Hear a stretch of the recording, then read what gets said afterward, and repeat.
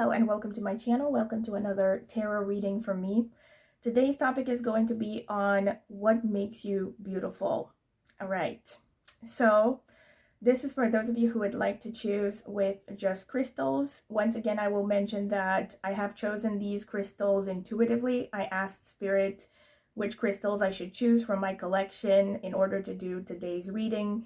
And these are the crystals that drew me in the strongest. And this is also the order in which they came out. All right, so I will ask you to please take some deep breaths, exhale longer than you inhale, calm down, center yourself, maybe address this question to a higher power like God or a goddess, whatever you worship, or you can address it to Spirit, and just choose the first crystal that stands out to you intuitively. All right, so pile number one, you have this amethyst crystal. Hold on, I'm gonna try to, yeah, okay, it's focusing. So pile number one, you have this amethyst crystal. Pile number two, you have this jade crystal.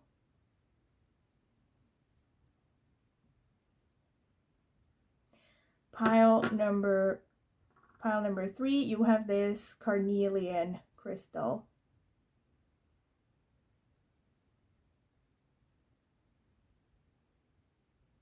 All right, so these are your options. You can pause the video if you need more time to decide. Once again, pile number one, number two, number three. And also, before I sign off, I will remind you to please subscribe to my channel if you haven't done so already. It's free and it's the easiest way to support me. And also click on the notifications bell if you want to see when I will post a new tarot reading. Also, please comment in the comment section with any feedback you would like to give and or suggestions for future topics that you would like me to cover. All right, thank you, and I will see you at your reading. So welcome again. This is going to be the selection of the card for each pile. Spirit, tell me for pile number one, the people who chose the amethyst crystal, what makes them beautiful in the eyes of others? Please let me know what makes them beautiful. Pile number two, the people who chose the jade crystal, what makes them beautiful in the eyes of others? Spirit, help me choose the right card for them. Spirit, pile number three, the people who chose the carnelian crystal, what makes them beautiful? Help me choose the right card for them, Spirit.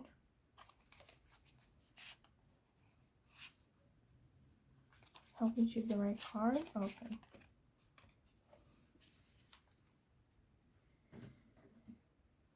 All right, so pile number one, you have this card with love. Pile number two, you have this card with guardian angel. Pile number three, you have this card with wisdom. All right. So these are your options. Once again, pile number one, number two, number three. You can pause the video if you need more time to decide. Once again, my recommendation is that you take some deep breaths, exhale longer than you inhale, make sure to center yourself and calm down. Also, you can address the question to a higher power like God or any other deity that you worship, and then open your eyes and choose the first pile that stands out to you intuitively. And if you feel drawn to more than one pile, you are free to watch several or even all of them and just choose whichever messages resonate. I will see you at your reading.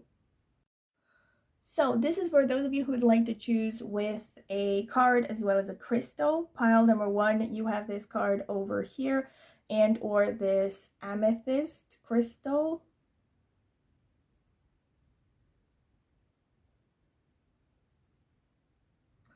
Pile number two, you have this card over here and or this green jade crystal.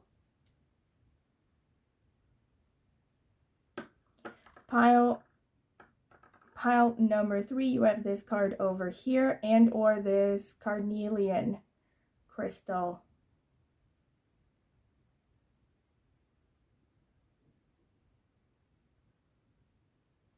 All right. So these are your 3 options. You can pause the video if you need more time to decide. And once again, my recommendation is that you take some deep breaths. Try to exhale longer than you inhale. That will help center you and calm you down. And then open your eyes, and I mean, after you focused on the question, open your eyes and choose the first pile that stands out to you without overthinking it. And of course, if you are drawn to more than one pile, you are free to watch several or even all of the readings and just choose whichever messages resonate. And before I sign off, I will ask you to please subscribe to my channel if you haven't done so already. It is the easiest way to support me, and it is free. And yeah, also consider clicking the notifications bell if you want to see when I will post a new tarot reading. And that's pretty much it. I will see you at your reading. Welcome, pile number 1. This is your reading if you have chosen this card with love and or this amethyst crystal. So this is going to be the card selection phase. You can skip through it if you don't want to sit through it, because I will be taking my time. First, some oracle cards. Spirit, tell me about pile number 1. The people who chose the amethyst crystal. What makes them beautiful in the eyes of others? Tell me everything. Features, personality. All right. Let's see. Wow. I rarely get this card. White Stag Protector. You are an old soul. Your best friend is nature. Use your intuition to take you where you want to go. Awaken to the powerful force within you. You are meant to create blessings with your magic. Nice. And Elephant Greatness. Love is your strength. Leadership is your path. Your wisdom inspires everyone you meet. You can overcome any problem. You will naturally and easily achieve success. This is so interesting. Actually, I'm going to put them here, I think, because you already have like love. You have the love card, and then you have love is your strength on this card. So there are already confirmations. Really cool. Okay, so let me see what the tarot cards have to say. Spirit, tell me about pile number 1, the people who chose the amethyst crystal. What makes them beautiful in the eyes of others? Tell me about personality, physicality, everything. Style, anything you can tell me, Spirit. What makes pile number 1, the people who chose the amethyst, attractive in the eyes of others? I think that's enough. Let's see, we have the 3 of Pentacles. The 5 of Pentacles. Come on. Come on. The 6 of Pentacles. The 8 of Swords. Interesting. The Knight of Pentacles. Wow, so many Pentacles. The King of Swords. And the King of Cups. All right, let me get some more cards. Spirit, tell me about pile number 1, the people who chose the amethyst crystal. What makes them beautiful in the eyes of others?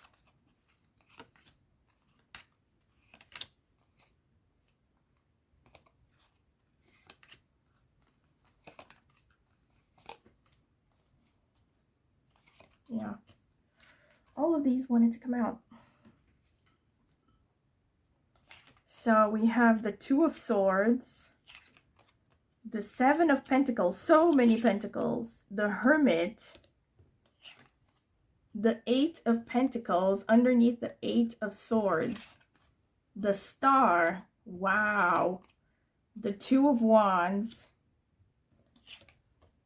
and the Magician. Are you kidding me? Loads of strong cards here. So pile number 1, I can see that what makes you attractive to others, what makes you beautiful, I mean, in the eyes of others, is that you come across as a very strong person, very stoic, intelligent. You have a very sharp intellect. I think people can see that you're not someone who's easily fooled. You seem like someone who's a very independent thinker. You draw your own conclusions. You don't let people bamboozle you easily.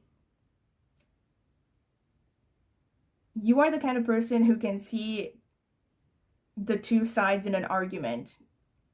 You can be impartial. You have a very strong understanding of psychology.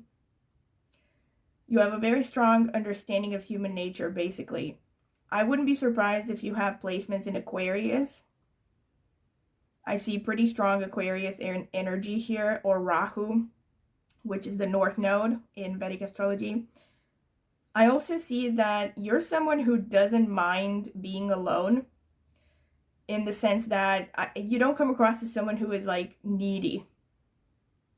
You come across as someone who basically, again, because of your stoicism, or rather going hand in hand with your stoicism. Whoops, I just realized that you don't see the cards that well, but pretty much this is the best that I can do. So yeah, you can still see which cards are here. So I'm just going to leave them like this, because otherwise I would have to screw up the whole layout. Sorry about this. Yeah, but you come across as someone who is very independent, in one word. Very independent. Very sharp. And also very creative. I feel like to many people you seem like you have flashes of brilliance. You're very original, especially again when it comes to your intellect. You also come across as a person who is very resourceful, very dependable, and people find that beautiful about you. You also seem like someone who's very generous with your resources, whether that is your time, your money, whatever it is. You're probably also a good teacher. You also impart a lot of wisdom.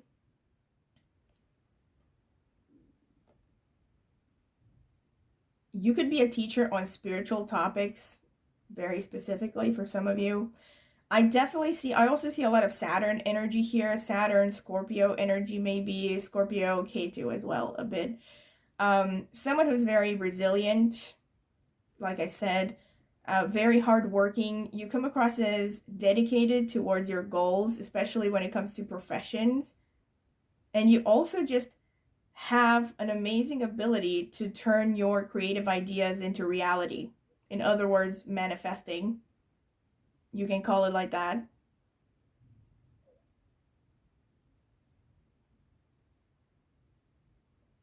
You have very, very strong intuition.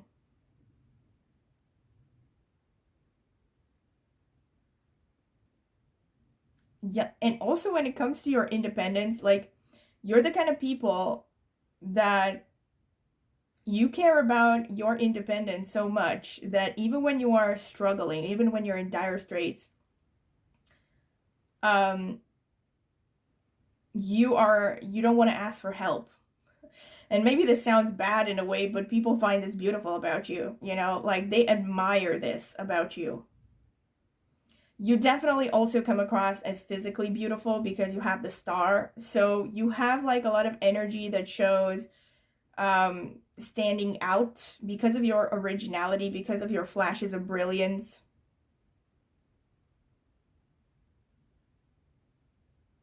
But there's so much number 8 here. Another thing is that you come across as someone who can go through a lot of ups and downs in life. I think people see you as a survivor, survivor and thriver even, because you are the kind of person who seems like nothing can really hold you down.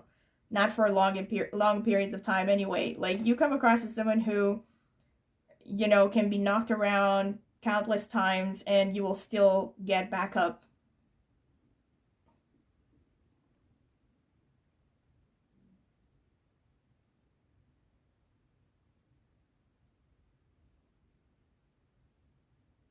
I'm looking and I'm thinking.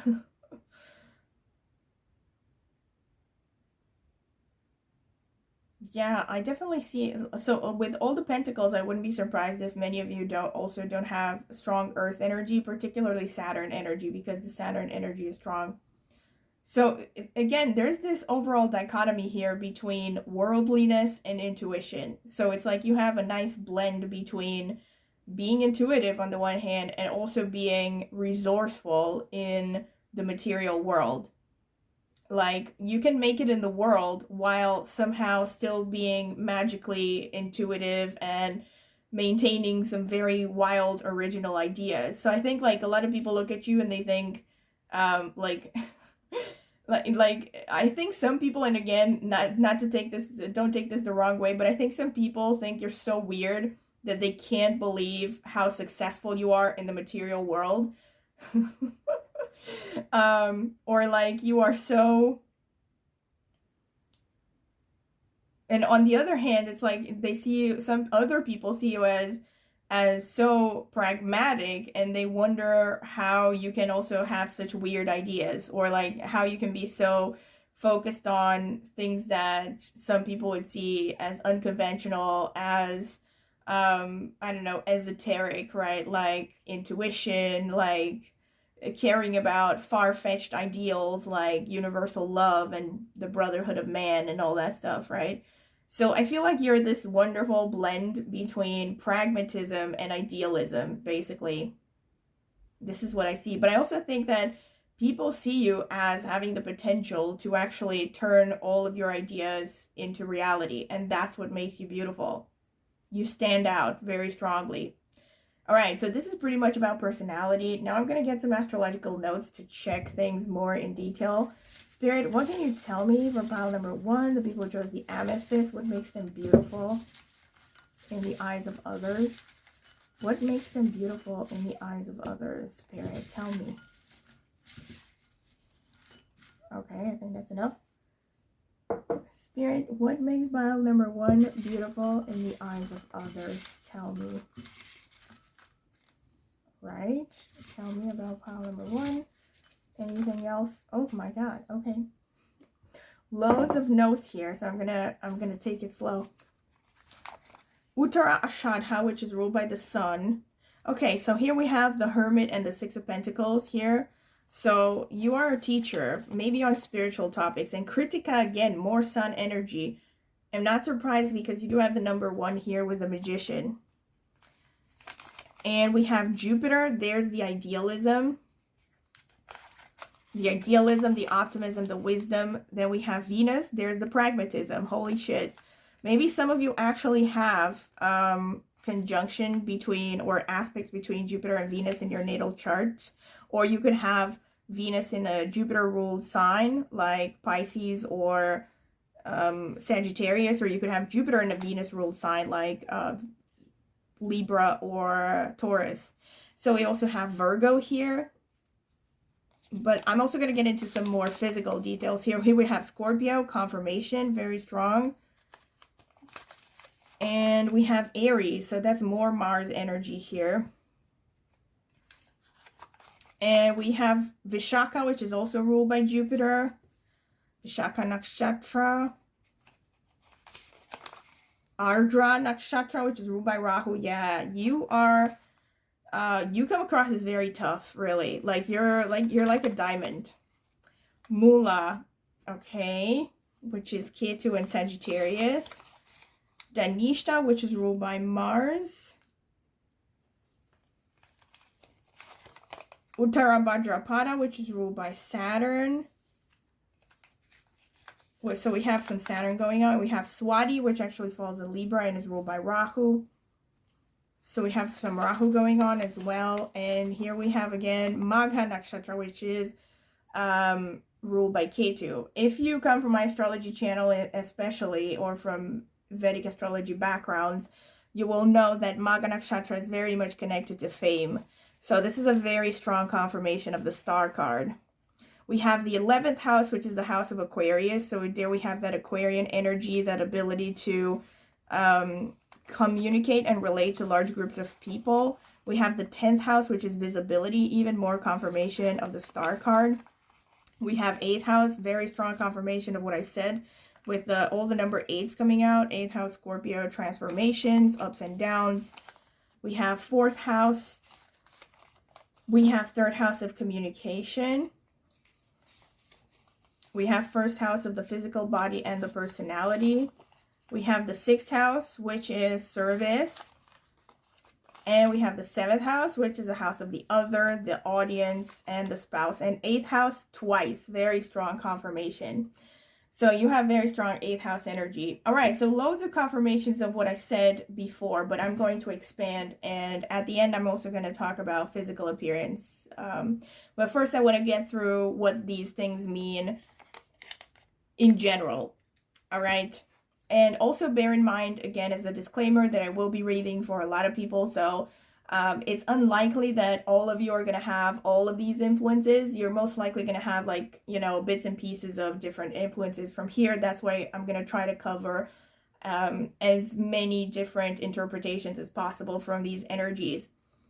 So we have, like I said, 11th and 10th house, very strong confirmation of the star card.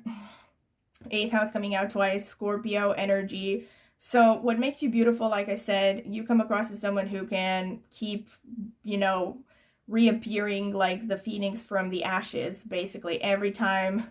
You know what this makes me think of? There was that song in the 90s. I don't remember what the band was called, but it was like, I get knocked down and I get up again. You're never going to keep me down. I get knocked down, but I get up again. You're never going to keep me down. All right, I'm not going to torture you with the whole, I don't remember what the lyrics were, but it was a very catchy, popular song in the, I think it was from the 90s. This is what it makes me think of. Like, this is the energy that you portray. You have this, like, unsinkable energy, you know, like, no matter what happens, you can handle it, and you adapt. You adapt, you survive, and you thrive. And this is the energy that you give off. You also have the third house, which further backs this up with the first house and the Aries and Scorpio. You could actually be very physically strong looking as well. I see this. So again, you may feel or may not feel this way, but this is how you come across, and this is what makes you beautiful in the eyes of others. People see you as this very tough, resilient individual, and also someone who has a lot of inner and outer strength, like as in psychological and physical strength. You also come across as brave. You probably don't mind speaking your mind. You're a good communicator, and you also like to serve others. You might also have a soft spot for animals. You might even, again, I'm going to stick to the physical towards the end, so I'm going to avoid that. But you might actually care for animal causes. You might like to put yourself at service to people and animals. You also come across as quite health conscious, like someone who cares about their body. You could be going to the gym regularly, eating clean, all of that stuff. With the seventh house here, I think many people actually see you as an ideal spouse material. They think that you are, you know, they probably project their fantasies that you could make a great partner, irrespective of your gender. And fourth house, this is interesting, all right? So you come across again as someone solid, someone to build a home with, someone who is stable, and also someone who is a homebody to some extent. Like someone, not just someone who's a homebody, it could be that some of you actually are homebodies, but like you're someone that people would like to spend time with in an intimate setting. You know, like, I don't know, like I can think of, maybe not the best example in light of recent events, but like from that 70s show when they were all like sitting in the basement and smoking Mary Jane. You know, like that, like they were creating this cozy, friendly atmosphere. That kind of a person, like you give off the energy of people would like to have, you know, like that time around a fire with you, or somewhere in a home, in a cozy environment, informal. You actually come across as someone who can create comfort, ironically, even though you come across as pretty tough and protective as well, because of this white stag protector and the elephant greatness. So you also see, you come across, like I said, with the 11th house, because the 11th house is the house of social causes. And you also have the 11th and the 6th houses. And you also have all of the air houses here, the 11th, the 3rd, and the 7th, which correspond to Aquarius, Gemini, and Libra, respectively. So you definitely come across as someone, like I said, very intelligent. This explains the swords energies that came out in the cards. You come across as very intelligent, maybe well-read, definitely a good communicator. You could be good in writing, good in speaking, public speaking, all kinds of stuff like this. You could be maybe even teaching because of the Jupiter and the Venus. You come across as someone who is very wise, you know, and this is exactly, like I said, a wonderful combination of what I said. Exactly. Like you are the combination, the perfect blend between pragmatism and idealism.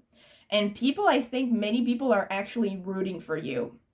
I think many people may put faith in you, and not just that they put faith in you, but you also have a great ability to inspire people's faith. You know, like you are the kind of person who can motivate people. You could be like, let's say, a great motivational speaker or something. You can be someone who motivates, who convinces others easily. And you're not only very intelligent, but you're also beautiful. And people love that. They see you as, you know, the best of both worlds, basically. I think a lot of people, this is also why you have the magician, because here you have the magician.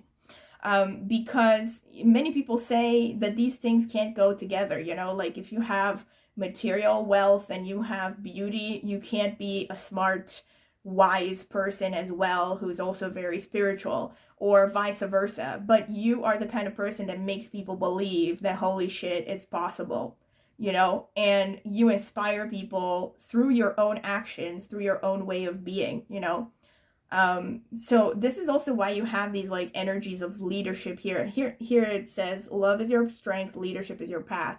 Your wisdom inspires everyone you meet. You can overcome any problem. You will naturally and easily achieve success. Like, holy crap, basically this one card describes like over 50% of what came out here with the tarot cards and the astrological notes.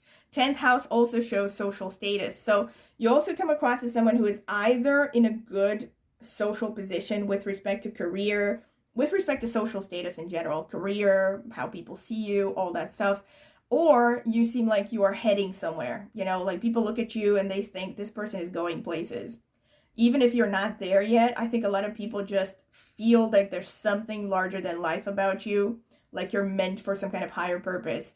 Let's not also forget that you have the two most fame-related nakshatras here. You have Dhanishta and Magha nakshatras. And Dhanishta is very tough, actually. Being ruled by Mars is very connected to warfare, for instance. And it's also connected to all kinds of physicality, like, again, sports, athleticism, combat, but it's also any kind of physicality, even things like dancing, you know, expressing yourself through your physical body. Somehow something about your physical body could be very attractive, but again, I'm going to leave that a little bit longer. I'm going to get to the end. But speaking of Dhanishta, there's just something, like I said, there's something about you that just seems destined for greatness. You also have Swati as well. So I think some of you could be very photogenic, very telegenic, you know, and people again see this. With Kritika, like, I just realized, like, oh my God, you maybe are even someone who has some kind of great destiny. I'm not kidding here. Because you have so many nakshatras that show that you are meant to stand out, you know, and you also have these houses like 11th house, 1st house, 7th house. For instance, 11th and 7th houses speak of dealing with large audiences, you know, like you're someone who's good at addressing an audience and making every individual in the audience feel like you are speaking to them personally, you know, like you are very convincing. You can be very convincing. Whether you use that or not, of course, depends on the situation. But there's something very charismatic about you. You also have the 3rd house, so again, communication, very important. You also, can I just say, with the 8th house coming out twice and Scorpio and Aries, you definitely have a lot of sensuality, sexuality, sexual energy. I also see that with the Swati, also with Dhanishta. For instance, Marilyn Monroe was moon in Dhanishta. Sophia Loren is moon in Dhanishta. A lot of very sensual, beautiful women who were known for their figures are Dhanishtas. And it's a nakshatra that is very connected to sensuality, to physicality, to physical body. Kritika is the sign of the hero, of the warrior, for instance. So you also have the Kritika, which is basically showing that you are meant to stand out. Like, you're the kind of person that no matter what you do, you can't hide. You know, and it could also be that people watch you a lot more than you than you imagine. Like, you have a much stronger impact on people than you think. People will just notice what you do. They will notice when you walk into a room, even if you're, you know, dressed in sweatpants. Like, there's just something about your energy that it draws people in. Kritika is ruled by the sun, it's fire, you know, so you're meant to shine brightly in a way, like a bright light. And you have a lot of, I can also see with Uttara, Shadha, and Kritika that you have, for this is a strong confirmation of the Six of Pentacles and the Hermit, kind of. There are, these do show a difficult path, yeah. But they also show teaching ability, precisely because you're someone who has gone through a lot of rough stuff, and now you have that ability to be inspiring others or leading by example because you have learned things the hard way. Vishaka is also known for wisdom and teaching as well, so it's unbelievable how many confirmations we have here. You also have Magha and Mula, so I think for some of you, you might be coming from a prominent background, or I think people, when they look at you, they think you come from a prominent background. Like, maybe they look at you and they think that, again, your parents were famous, or maybe not famous because then they would know about it. But maybe in some cases, some of your parents or someone in your family lineage is actually quite well known. So you could be coming from some kind of a, you know, higher class or something. But even if you are not coming from a higher class, you just project this energy like you're coming from royalty, you're coming from an important bloodline. You know, there's this kind of a sense from other people that you have some kind of very special destiny, to be honest, because Magha and Mula are connected to ancestral lineages. And you also come across, again, as someone who's good in research and mysterious, very mysterious as well. And with Ardra, again, there's this very strong confirmation that you come across as pretty, having a wild side, really. Like, you come across as someone who cannot be tamed very easily. And I think a lot of people find that very attractive. Beautiful / attractive, depending on their gender and depending on your gender as well. All right, so now I'm getting into, let's say, strictly physical characteristics. Let me see.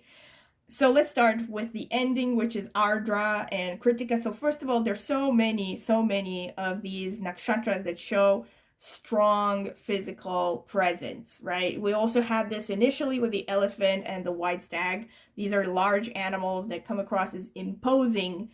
And we also have this repeated with Dhanishta, with Kritika, with Vishaka, with Ardra. Mula, to some extent as well, is pretty physically tough and imposing.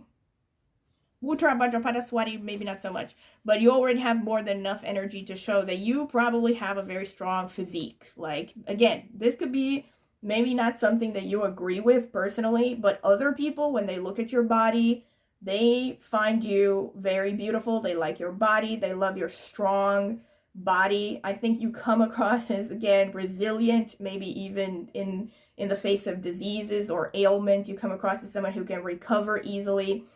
And people admire that. They just look at you like you're beaming, you know, health and vitality and just a kind of energy that comes from within, a kind of fire. And you also have this kind of wild and untamed sort of energy, because Vishaka is ruled by the tiger, Yoni, and Ardra is ruled by the wolf. Mula is ruled by the wolf. Some of you might actually like dogs, wolves, stuff like that.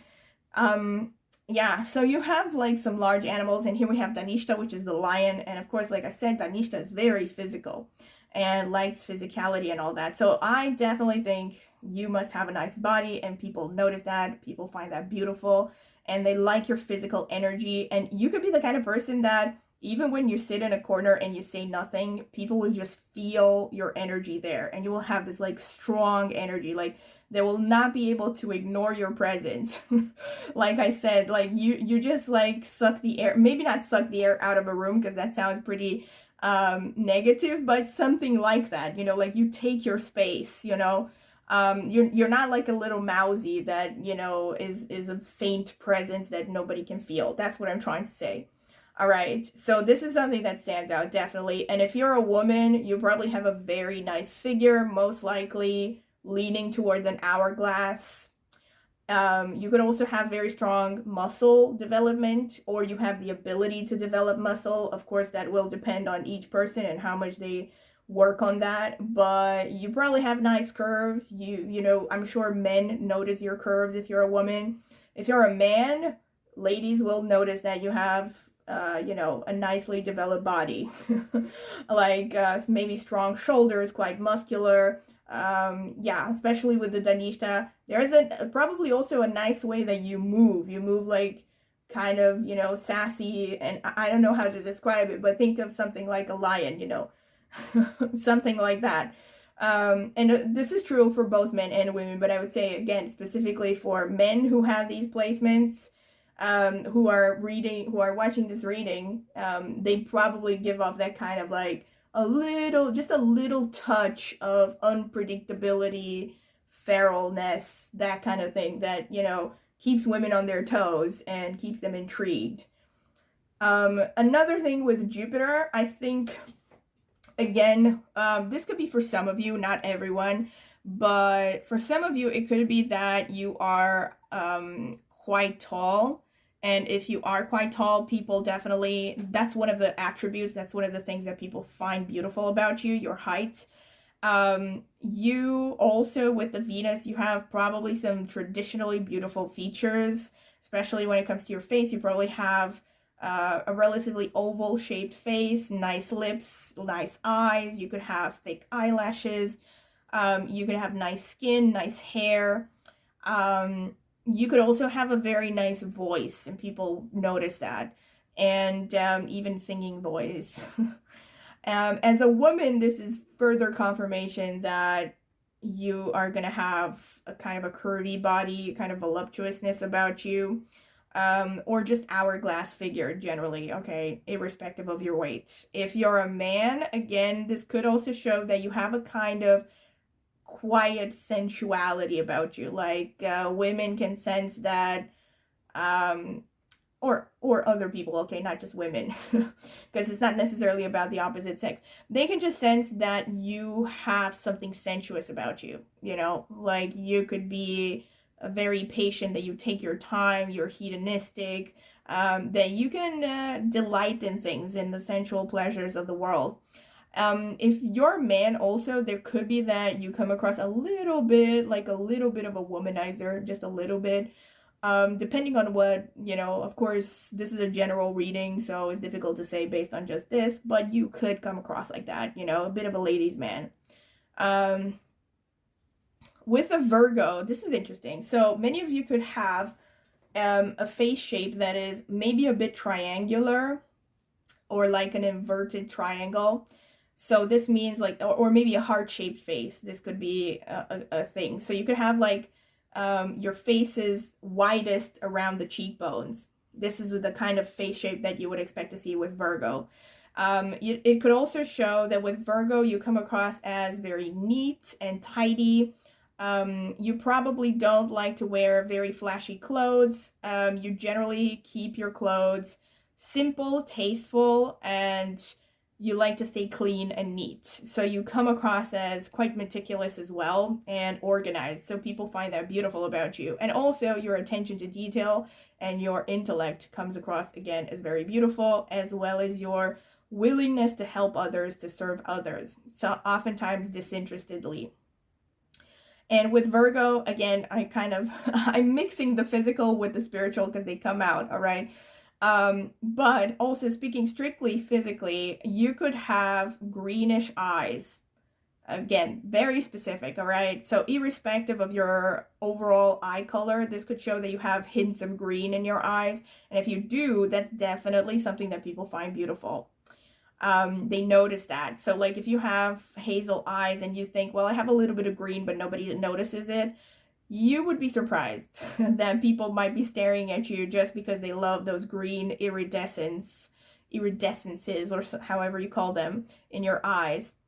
And also just that you look very intelligent. You could look like book smart somehow. Maybe you wear glasses. That's something that comes across as beautiful about you as well. With Aries and Scorpio, we have further confirmations of pretty much everything I've said before with the nakshatras.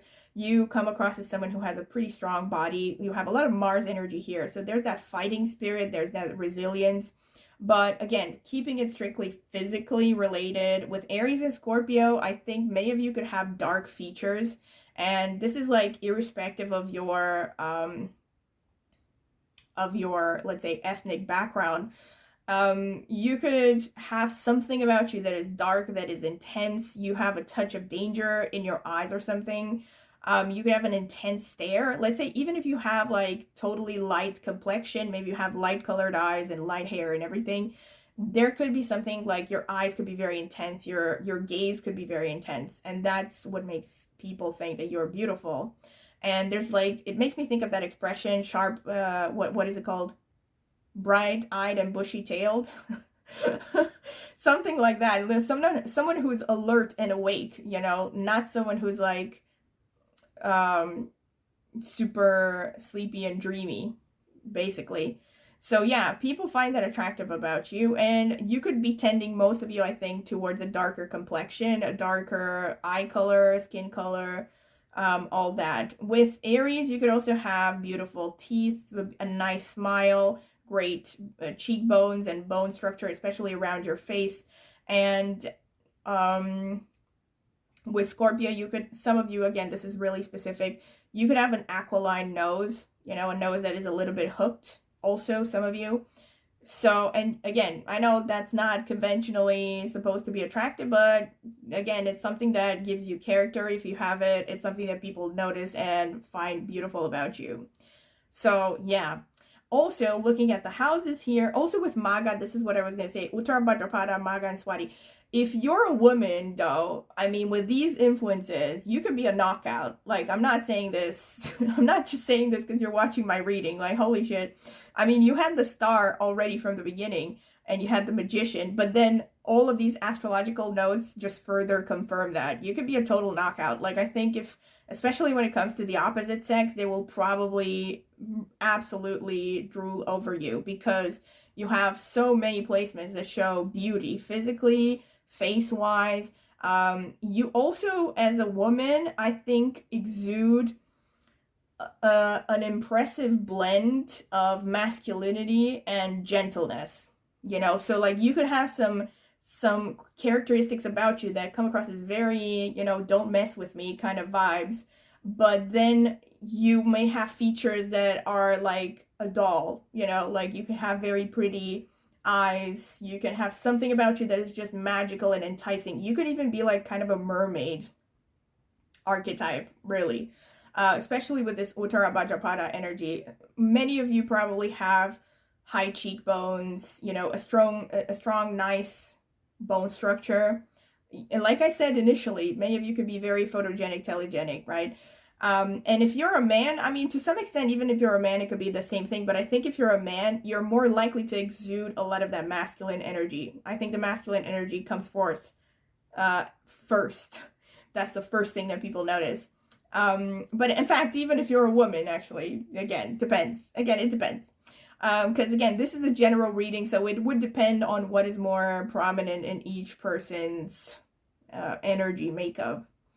But yeah, I see in general that there's a blend of masculine and feminine, and especially, like I said, for women, especially because you have Uttara Bhadrapada, I think this explains the 7th house, honestly. Like, I think a lot of men would find you to be ideal wifey material because of this. Also, speaking of physicality with Maga here, many of you, this is also kind of a confirmation that many of you could have dark eyes, or eyes that tend towards the darker color spectrum. But this also shows, again, a strong intensity. You know, your eyes could be like just having this little flicker, this fire in them. And also Maga can give almond-shaped eyes that also give you a kind of innocent, almost childlike gaze sometimes. So many of you from this pile actually could have something very youthful, very neotenous about your appearance, and that's very beautiful to a lot of people. And yeah, so you could be definitely looking younger for your age with these combinations here. And let's see, what else can I see? All right, looking at the houses here, looking at the houses, we have 11s, we have the 8th house twice.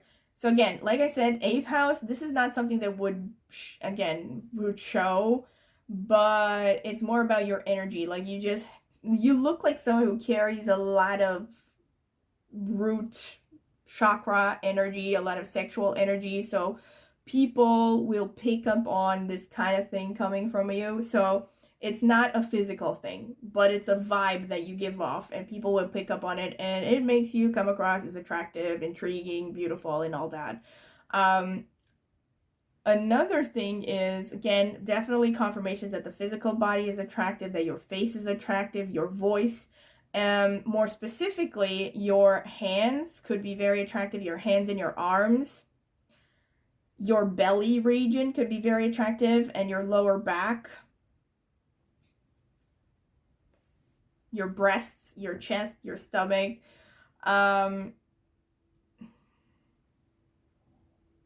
Your legs overall, actually. And your bone structure. Just your bone structure, your teeth. So this, like I said before, it's actually a confirmation. So some of you could have high cheekbones, you could have a beautiful smile, a defined jawline, stuff like that. Or, on your body overall, you could have a pretty defined muscle, like a balance between, muscle and bone definition and all that. So well-proportioned physique overall. So this is pretty much what I have for you, pile number 1, and I hope that you have found this interesting. I definitely have. I hope you enjoyed it, and if you have, don't forget to please like the video, subscribe to my channel if you haven't done so. Comment in the comment section with the feedback you would like to give, which parts resonated, which parts didn't, maybe ideas for future readings that you would like me to cover on my channel. And also, if you're interested in a private tarot reading, I have left my email in the video description. You can email me for a full list of reading options with prices. And I can also send you some sample readings if you're curious to see them. I have also left a link in the video description to reviews I have gotten for private tarot readings. Go ahead and check them out if you're curious. They might help you decide whether to get a reading or not. And aside from that, I also have a astrology channel, last but not least, and I will be linking that in the video description as well as in the pinned comment. If you're interested in astrology, I mostly focus on Vedic, but also with tropical astrology insights. You can check it out, so if you like it, please subscribe. I would greatly appreciate it. So this has been pretty much it. Thank you for listening, and I hope to see you at my next reading. Bye! Welcome, pile number 2. This is your reading if you have chosen this card over here with Guardian Angel and or this Jade Crystal. So this is going to be the card selection phase. I'm going to add timestamps. You can skip through it if you don't want to sit through it. Spirit, tell me about pile number 2. What makes them beautiful in the eyes of others? Physical appearance, personality, anything you would like to give me. Yeah, this one. So we have Bison Abundance, Sacred Buffalo, cloak me in your wisdom, keep me warm through the storms of life. Fill my life with goodness, teach me the way of gratitude and prayer. Sea Turtle, Protection, you are a master of finding life's flow. Be in harmony with the rhythm and your path will unfold. Persevere and you will succeed. You have everything you need to be protected and happy. Holy crap, already there's a confirmation. I cannot. It says you have everything you need to be protected and happy. And then the first card that came out was Guardian Angel. So there's a repeated theme of you being protected and like by a higher power. Teach me the way of gratitude and prayer. Very cool. All right, I'm going to see what the other cards have to say. Spirit, tell me about pile number 2. The people who chose the Jade Crystal. What makes them beautiful in the eyes of others? What makes pile number 2 beautiful in the eyes of others, Spirit?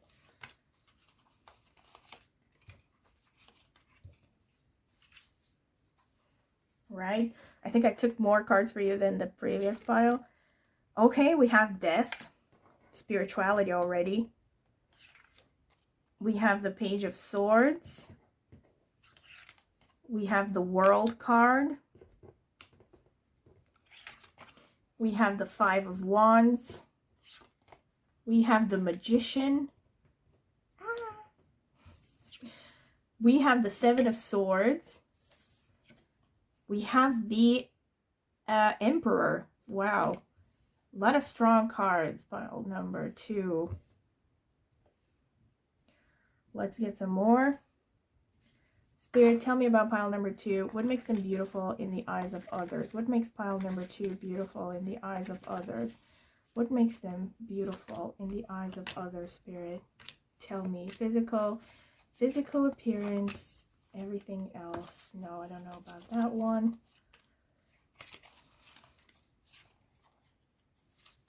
Tell me, Spirit, what make... Okay, wow. These just jumped out. I'm going to take both of them because they jumped out. You have a lot of cards compared to the other group. Okay. So let's see. We have the 10 of Pentacles. We have the Empress. You have both the Emperor and the Empress. We have the World card again underneath the World card. Bruh, I can't. Okay, we have the Devil. All right. We have the Four of Cups. We have the Eight of Cups. You have the Three of Pentacles, and we have the Knight of Swords over here. As I have said for the previous pile, I apologize about not being able to see all the cards. I'm going to try to fix it. Wait. All right. So welcome again, pile number 2. I have fixed it, hopefully, a little bit. Yeah, so you have a lot of strong cards, pile number 2. But can I just say, if you were drawn to pile number 1, check it out, because you do have a couple of cards in common. So you have the World card coming out twice with number 21, which is Jupiter energy, and you also have the Five of Wands. So this shows me that there's something about you that is very adventurous, very multicultural. You might be someone who likes to travel a lot. You show yourself as someone who likes to travel a lot. You seem like someone who loves to explore. You know, you want to constantly broaden your horizons. You want to have a larger and larger view of life, and you're constantly working towards that. This is your energy. You have a lot of Jupiter, like I said, because it boils down to a number 21, which is ruled by Jupiter. So it wouldn't be surprising to me if you have a lot of strong Jupiter aspects in your horoscope, or maybe you have a lot of placements in the 9th house, the 12th house, Pisces or Sagittarius, or of course any of the 6 nakshatras that are the 3 nakshatras that are ruled by Jupiter, which are Vishaka, Purvabhadrapada, and Punarvasu, for those of you who are familiar with Vedic astrology. But in any case, there's something adventurous about you, all right? You just come across, this is something that comes across as beautiful to you. Not just that you are adventurous, but I think what really impresses people about you is that you have an attitude of wanting to learn. So if you travel to a foreign place, you don't dismiss things. You don't try to change people to to suit your views. You first go there with an honest desire to learn other people's perspective, to learn to understand how other people view things. You know, you especially see this with the Five of Wands actually here, ironically, even though this seems like a rather negative card. But I think in this context, this is actually exactly what it's talking about. Like, you're the kind of person that, even though you yourself actually might have strong opinions, so I think you come across as someone who is quite opinionated, you know, you have your own views about everything, but yet you can also be very impartial. You can genuinely put yourself in another person's shoes and try to understand their perspective. And I think that's what people really admire about you. Like, you're truly coming from a point of tolerance, of open-mindedness, of, you know, wanting to relate to people genuinely. There's also an aura of optimism about you, of faith, of luck. This is already from the beginning came out with a guardian angel. So I think there might be people, speaking of Pisces, actually, you might maybe also have placements in Revati Nakshatra, some of you, because there might be like some kind of a protection. Like you may have gone through situations maybe that some people would think are dangerous or just, you know, mind-numbingly or mind-bogglingly dangerous, or not just dangerous but destructive, maybe spiritually, physically, on every plane, and yet you seem to just let it all roll down your back. Like, you know, you just seem to bounce back, and not just seem to bounce back, but it's almost like things don't touch you. You know, it's like you're like floating like a mosquito on water. I think some people actually see you like that. Now, again, it depends on, you know, this is how other people see you. So it doesn't necessarily mean that you will feel this way. But I think this is how people see you. Like, you come across as like, this is very specific, and I don't know how many people are going to get this reference, but it makes me think of the Tom and Jerry episodes. There was this one episode from Tom and Jerry with Jerry's cousin, who was like a younger mouse, and there was this one part where, like, whenever Tom would attack him, he would just shrug it off and be like, pauvre pussycat, mais oui, c'est la guerre.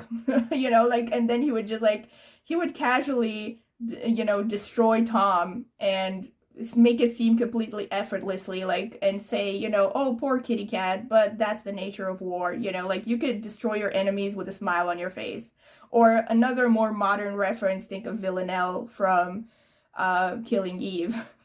Something like that. All right. Speaking of that, maybe some of you actually have placements in Purva Bhadrapada or Ardra as well, but I'm going to see that when I get to the astrological notes. You have this very kind of, see, here's the thing. You have this kind of energy that actually makes people think like you are sly sometimes as well. There's something about you where you come across like you're hiding something, like people can't quite figure you out a lot of the times. And they actually like that about you. They like the fact that you are very mysterious. There is, you know, this aura of mystery around you. It's really interesting to me that you have the Emperor and the Empress in the same spread. So this is like the mamas and the papas here.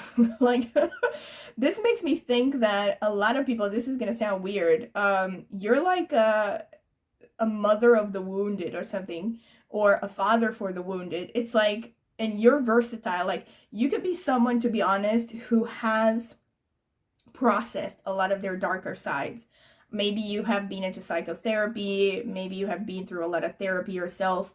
But because of this, I think many of you are ahead of the average population when it comes to healing your masculine energy and your feminine energy. So this means that irrespective of your gender, I think you're the kind of person that you could be entering in that Emperor energy, for instance, when someone needs guidance on serious matters, like how to make a good decision, which career path to choose, how to uphold ideals. And again, actually, this goes hand in hand with Jupiter, standing for principles, standing for how to be a good man, how to be a good woman, stuff like that. And also, by, you know, on the other end of the spectrum, when people come to you in a state of turmoil, you can be that Earth Mother energy. You can be soothing and understanding and be a sympathetic ear.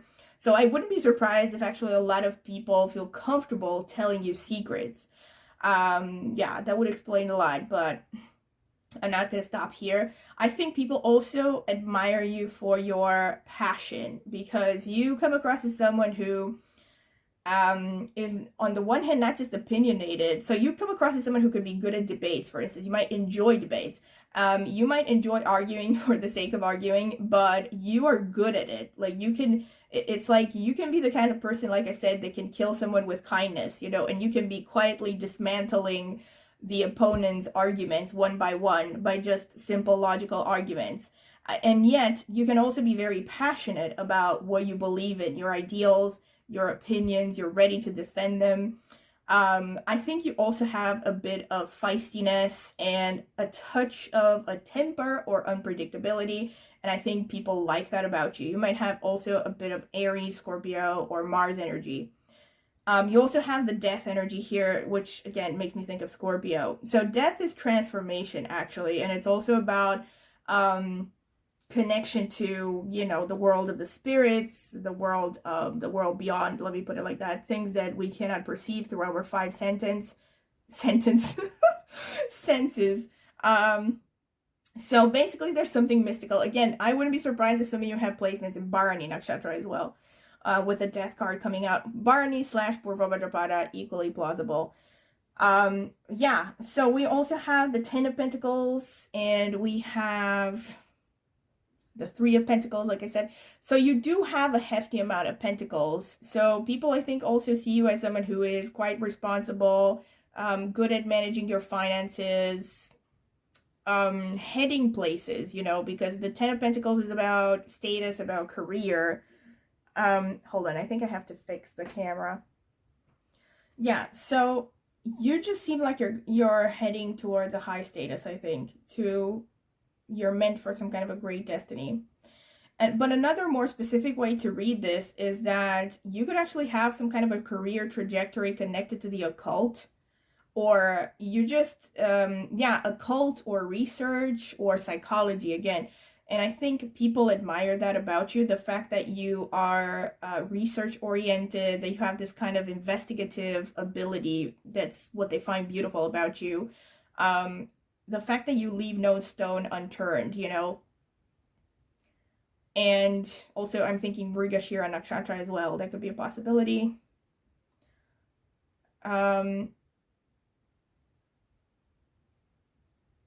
But also that you come across as very resourceful. And this is, again, more specific, but maybe some of you could have gone through some major ups and downs with respect to your career, with respect to your social status, maybe even things like public scandals, you know, worst case scenario. Or you could have dealt with narcissists, or maybe you have dealt with people who were dangerous and abusive and did it in a way that was very brazen and very public, maybe. And I think even though maybe you think that your reputation has taken a hit because of that, I think there are many people who actually admire your gutsiness and just your ability to just tell it like it is, and you know, confront pretty much anyone who pisses you off. So I definitely think there's something of bravery to do with this energy. Also, can I just mention, with the Devil, with the Empress, and the Emperor, and the World coming out twice, which shows naked women, I definitely think you are very physically beautiful. So I think also it's interesting with the Empress and the Emperor. I mean, normally the Empress is seen as the one who is the most beautiful, especially for women. Having the Empress, this shows that you just have some very traditionally feminine energies. You know, you could have an hourglass figure. There's just something about your energy that is very soothing, that is very nurturing. I think a lot of people look at you and they think that you could make a good parent, a good mother. Actually, again, irrespective of your gender, I think people think that you would make a good parent. If you have kids, they might actually see you and think that you're a good parent. And you just, even if you don't have kids, there's just something about your energy that's just nurturing. Like, you heal people, you can, you know, raise animals, you can grow plants. It's like you have an ability to, you know, like you could take, you know, like those videos online, you could take some kind of battered flea infested dog and turn it into a wonderful, flourishing, adorable puppy within a few months, because of your nurturing touch, because of your healing ability. So there's something very, healing, gentle. So there could be, again, some Venus energy going on, maybe a bit of moon energy as well. But let's not forget the Empress also has the number 3 here, which is again ruled by Jupiter. And you also have the number 13 here. and you have the number 4 here. So we have the number 13, 3 appears again here, but 13 boils down to a 4, and here we have the number 4 again. So there's kind of stability about you as well, and here again we have the number 4. There's an aura of stability and quietness about you. Irrespective of your energy, you come across as someone that a lot of people, that gives people a sense of comfort. That's the best way to put it. You can also just come across as someone who is good at keeping a home, you know, like good at making your place cozy and welcoming and stuff like that. So that's something that makes you beautiful. And let's see here with the 7 of Swords and the 8 of Cups. This is interesting here. Abandoned success, it says on this card. So like I said, with the 7 of Swords, there could be something sneaky about you, but not too sneaky, obviously, because that would not be a quality anymore. But actually, people like your sneakiness. This is like, I know it sounds weird. It's like, and look at this. This is interesting that you have the 7 of Swords and you have the 8 of Cups. Again, this seems to actually confirm what I said about you being like a mosquito on water, because the 8 of Cups is normally a very heavy, emotionally heavy energy, right? So again, people kind of look at you and they think this person should have been devastated by that experience, insert random experience in your lifetime, that other people would have completely fallen apart under, and yet you seem to just, you know, let it roll off the top of your back, the top of your head, or down your back, and you just, you know, basically like it doesn't touch you. So I think this is like the kind of image that you project. People just see you as someone who doesn't give a shit, you know, about other people's opinions, or even things that supposedly should maybe offend you, or, you know, offend you, insult you, or affect you in some way emotionally, that you're not affected. You know, this is how you come across. And we have, see, with the 4 of Cups here, this actually can suggest many things. With the 4 of Cups, this could show that you have a lot of options, but it also shows that you're a very discerning individual. And it's especially interesting that you have the Magician and the 4 of Cups underneath. So this makes you come across as a person who is very discerning. You're not someone who is easily swayed by others. This goes hand in hand with, like I said, having strong opinions, strong likes and dislikes. So you know what you like, you know what you want. You're not going to let anyone tell you any different, you know. And people like that. They like the fact that you have strong boundaries, you know. You have self-respect, basically. This is what it shows. Like, you don't take crap. And again, we have here, like I said, the 5 of Wands and the Devil underneath. So the Devil definitely speaks of you having a lot of sensuality. I think a lot of people find you physically attractive, you know, sexually attractive. You probably give off a lot of that energy, a lot of that root chakra energy. But also on the darker side, I think people can also project that you maybe have a wild side, irrespective of how you see yourself or how you feel inside. I think a lot of people look at you and they think this person is wild. This person must be wild in their private life, you know, maybe particularly with respect to your sexuality. I wouldn't be surprised if I see strong, if you have, let's say, strong 8th house energy in your horoscope, and or Scorpio energy. But I think this also, like, very specifically, because you have the Magician, you have the Death. So I think with the Devil here, more specifically, I think some of you come across as a little bit witchy, you know, like, especially if you know that you are involved in this kind of thing. I think people really pick up on it with you more than with others, you know, that you have something dark about you. Like, maybe they see you as someone who could be involved in the goth scene, or paganism, you know, Wicca, maybe even Satanism, who knows. But, you know, people could be speculating connected to your involvement with the occult, you know, like you have some kind of a magical inclination, and people really admire that. And here we have the number 3 again. Oh my god, you have so much Jupiter energy, yeah.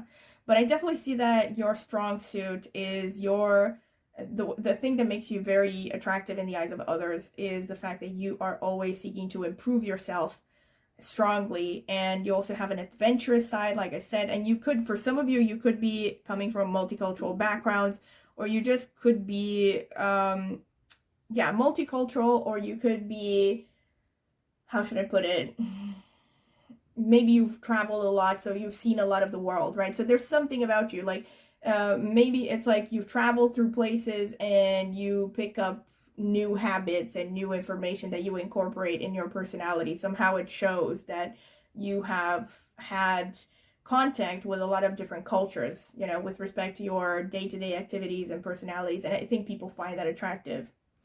And I think, last but not least, I think when it comes to your communication style, you could be very witty. You could be very funny, and also very honest, which is kind of ironic here, because I said you do come across as someone who has the ability to be sly. I would not be surprised if some of you have Purva Bhadrapada placements, really. But it's like you have this interesting combination between, on the one hand, like people can't quite figure you out, so they might hypothesize about what kind of a person you are in private. And on the other hand, they see that your mannerisms and your way of being is sometimes so blunt and so on point and not hiding anything, that they think you're someone who's like, oh, this person doesn't have any qualms about saying the most painful truths out there, and they just don't give a fuck. There, I said it. I apologize for the last word. But yeah, so there's something kind of intense about you as well. So that makes you beautiful as well. All right, so this is pretty much what I see here with the tarot cards. Let me check out the astrological notes. Spirit, tell me about pile number 2. What makes them beautiful in the eyes of others? That's enough. Spirit, tell me about, oops. Tell me about pile number 2. What makes them beautiful in the eyes of others, Spirit? Okay.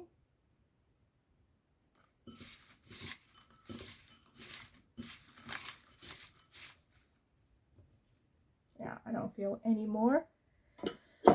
Okay, let's see. So we have, let's start with the houses. We have 7th house, all right? So this could show that a lot of people fantasize about you being their spouse. You look like you would make a nice partner. We have 4th house. This is a strong confirmation of what I was saying with all the number 4s coming out. So you come across as someone who could make a comfortable home, that you make people feel comfortable around you. There's a soothing, maybe even paternal, maternal aura about you. 12th house, here we have the confirmation of the World card. We have, you know, indication that you might be a bit of a globetrotter, but the 12th house is also about secrecy and magic and stuff like that. So that could also be a confirmation of the other cards, like the Magician. See, here's the thing. This is really specific. Now that the 12th house came out, the Devil can also show addictions. Which, I mean, I know you might think, how does this come into the reading of what makes you beautiful? Now, this is really specific. So maybe some of you have dealt with addictions, and I think the way that you've dealt with your addictions might come across as beautiful or admirable to some people. If you know that that resonates with you, take it. If not, leave it. Another way could just be that, again, on a more darker level, it could be that people fantasize about seeing you inebriated, you know what I mean, drunk, or on, you know, other substances. Like they fantasize about how wild you would get, maybe, if you were taking some stuff. 2nd house, okay, this is the house of the face, and it's also about financial security. So I think some of you maybe, here's the thing, you could really know how to dress yourself. That's another thing with the Empress. So you could have some strong Venus going on. So people like you because of the way you present yourself. You have good taste in clothing. Even when you dress more simply, it's tasteful, it's elegant. You know what flatters you. You could also have a very pretty face. But I'm going to get to the physical characteristics right at the end. So we have Leo energy, which is sun energy. We have Scorpio, which is a strong confirmation of everything that I said with the death, with everything else. We have Taurus, which is that Venus energy. There's another strong confirmation going on. And we have Venus. Yes, she's got it. Yeah, baby, she's got it. This is what it makes me think of. Like, you come across like a dark Venus sort of energy. Because when you think about it, the devil is also ruled, the card has the number 15 on it, which boils down to a 6, which is the number ruled by Venus. So yeah, you have that Venusian sensuality going on. And here we have Swati, which also falls in Libra, which is also ruled by Venus. So yeah, you definitely have some strong Venus going on. Let's see. Like I said, also Venus is very much the planet of physical beauty. We have Satabhishek Nakshatra, which is connected to healing. It's also connected to being unusual and, like I said, quite blunt in your expression. Uttarashadha, which is ruled by the sun. So we have quite some sun energy here. This explains the Emperor energy. So healthy masculine. Oh my God, very strong confirmation. I did mention you might have placements in Mrigashira Nakshatra. So this explains maybe some investigative abilities, interests, you know. Oh my God. Such a strong confirmation. I can't deal. Jupiter, Purva Bhadrapada. Like I said, yes, I am not surprised at all. Some of you could definitely have strong Purva Bhadrapada energy with all this stuff going on here. And Dhanishta, which somehow, Purva Bhadrapada and Dhanishta, they have a connection in the sense that they're both ruled by the lion. Dhanishta is the female lion. They're not ruled, they're associated to. There's this thing in Vedic astrology called the yoni, which shows the primal energy of a nakshatra, but I won't get too much into it. And we have Anuradha, which is ruled by Saturn and also falls in Scorpio. So we have more Scorpio energy going on there. We have Ardra, another strong confirmation of what I said. I did say you might have Ardra energy as well. And let's see. Oh my God. Like, holy. I cannot. Y'all saw that I pulled these out of a ball, all right? I did not select them. Handpick them, or I did handpick them, but I didn't handpick them, you know what I mean? And such a strong confirmation. I mentioned Bharani as well. Yeah, Bharani, I'm not surprised again at all, because you have all these energies about mysticism, about death. Bharani is actually connected to death more than any other nakshatra of the 27 nakshatras of Vedic astrology. It's very much connected to death. And the second one would be Purva Bhadrapada, which is literally symbolized by a funeral cot, right? So won't get too much into nakshatras. Again, if you're interested in nakshatras, maybe check out my astrology channel, which I have linked in the video description and in the pinned comment, because I have some videos more in depth that go more in depth on nakshatras. All right, so getting into it, I'm going to explain all of these. So I will say before I continue that, as a disclaimer, of course, I will be reading for a lot of people, so it's unlikely that all of these are going to apply to each and every one of you, but it's probably going to be like a combination of different pieces of information. So I'm going to try to go through all the possible explanations for these energies. And I will be going through first some general characteristics, and last I will talk about strictly physical characteristics that make you beautiful, all right? So, first of all, personality. Like I said, very strong confirmations that you have this very otherworldly, mystical energy. Another thing is that because of this Purva Bhadrapada Ardra both coming out, this explains the Knight of Swords to a large extent, the devil as well. There's definitely a wild side that people see in you, all right? People might even project some dark fantasies on you. I hate to say this, but you know, it's better that you know how you are perceived. You also have an extra confirmation with Scorpio, with Venus and all this. So you can have some, you know, kind of a dark, brooding energy, this kind of heavy sensuality about you. And this is irrespective, really, of how you present yourself or your actual physical characteristics. This is about energy, all right? Especially if you're a woman. I hate to tell you this, but you could really attract men who are problematic because of this energy, right? That you could come across, for instance, a lot of men who try to tame you, you know, like they see you as the wild stallion that nobody else has ever tamed, and they want to be the one. They want to be the one to rein you in and call you their own. Or they see you like the lion that they want to domesticate. Especially if you're a woman. Even if you're a man, actually. I mean, I can think of plenty of men who have like Purva Bhadrapada and Ardra, but one that I've most recently thought about is Suga, because he has Sun in Purva Bhadrapada, and it's really interesting that him and Halsey, who by the way also has some pretty strong Jupiter energy, have appeared in that video Lilith, which is all about satanic stuff, imagery. So yeah, Suga, that guy, he's Korean, I'm pretty sure. He has Sun in Purva Bhadrapada. I don't know about other planets. He might have other planets, but there are a lot of dark sort of people who have like Purva Bhadrapada energy. The actress who plays Villanelle, Jodie Comer, also has Sun in Purva Bhadrapada. What's his name? What is his name? Robert De Niro. In any case, I actually have a video on my astrology channel that is all about Purva Bhadrapada. Not all about, it's about Jupiter's nakshatras. That's the title of the video. But if you're curious to get more details about this, you might want to check it out, because I have gone in depth and I've given a lot of examples of famous people there, so that you can get an idea maybe of understanding this energy in depth. And in any case, you have this wild side, all right? People see you as someone who is untamed, someone who's very independent, who's also very strange and also very mysterious.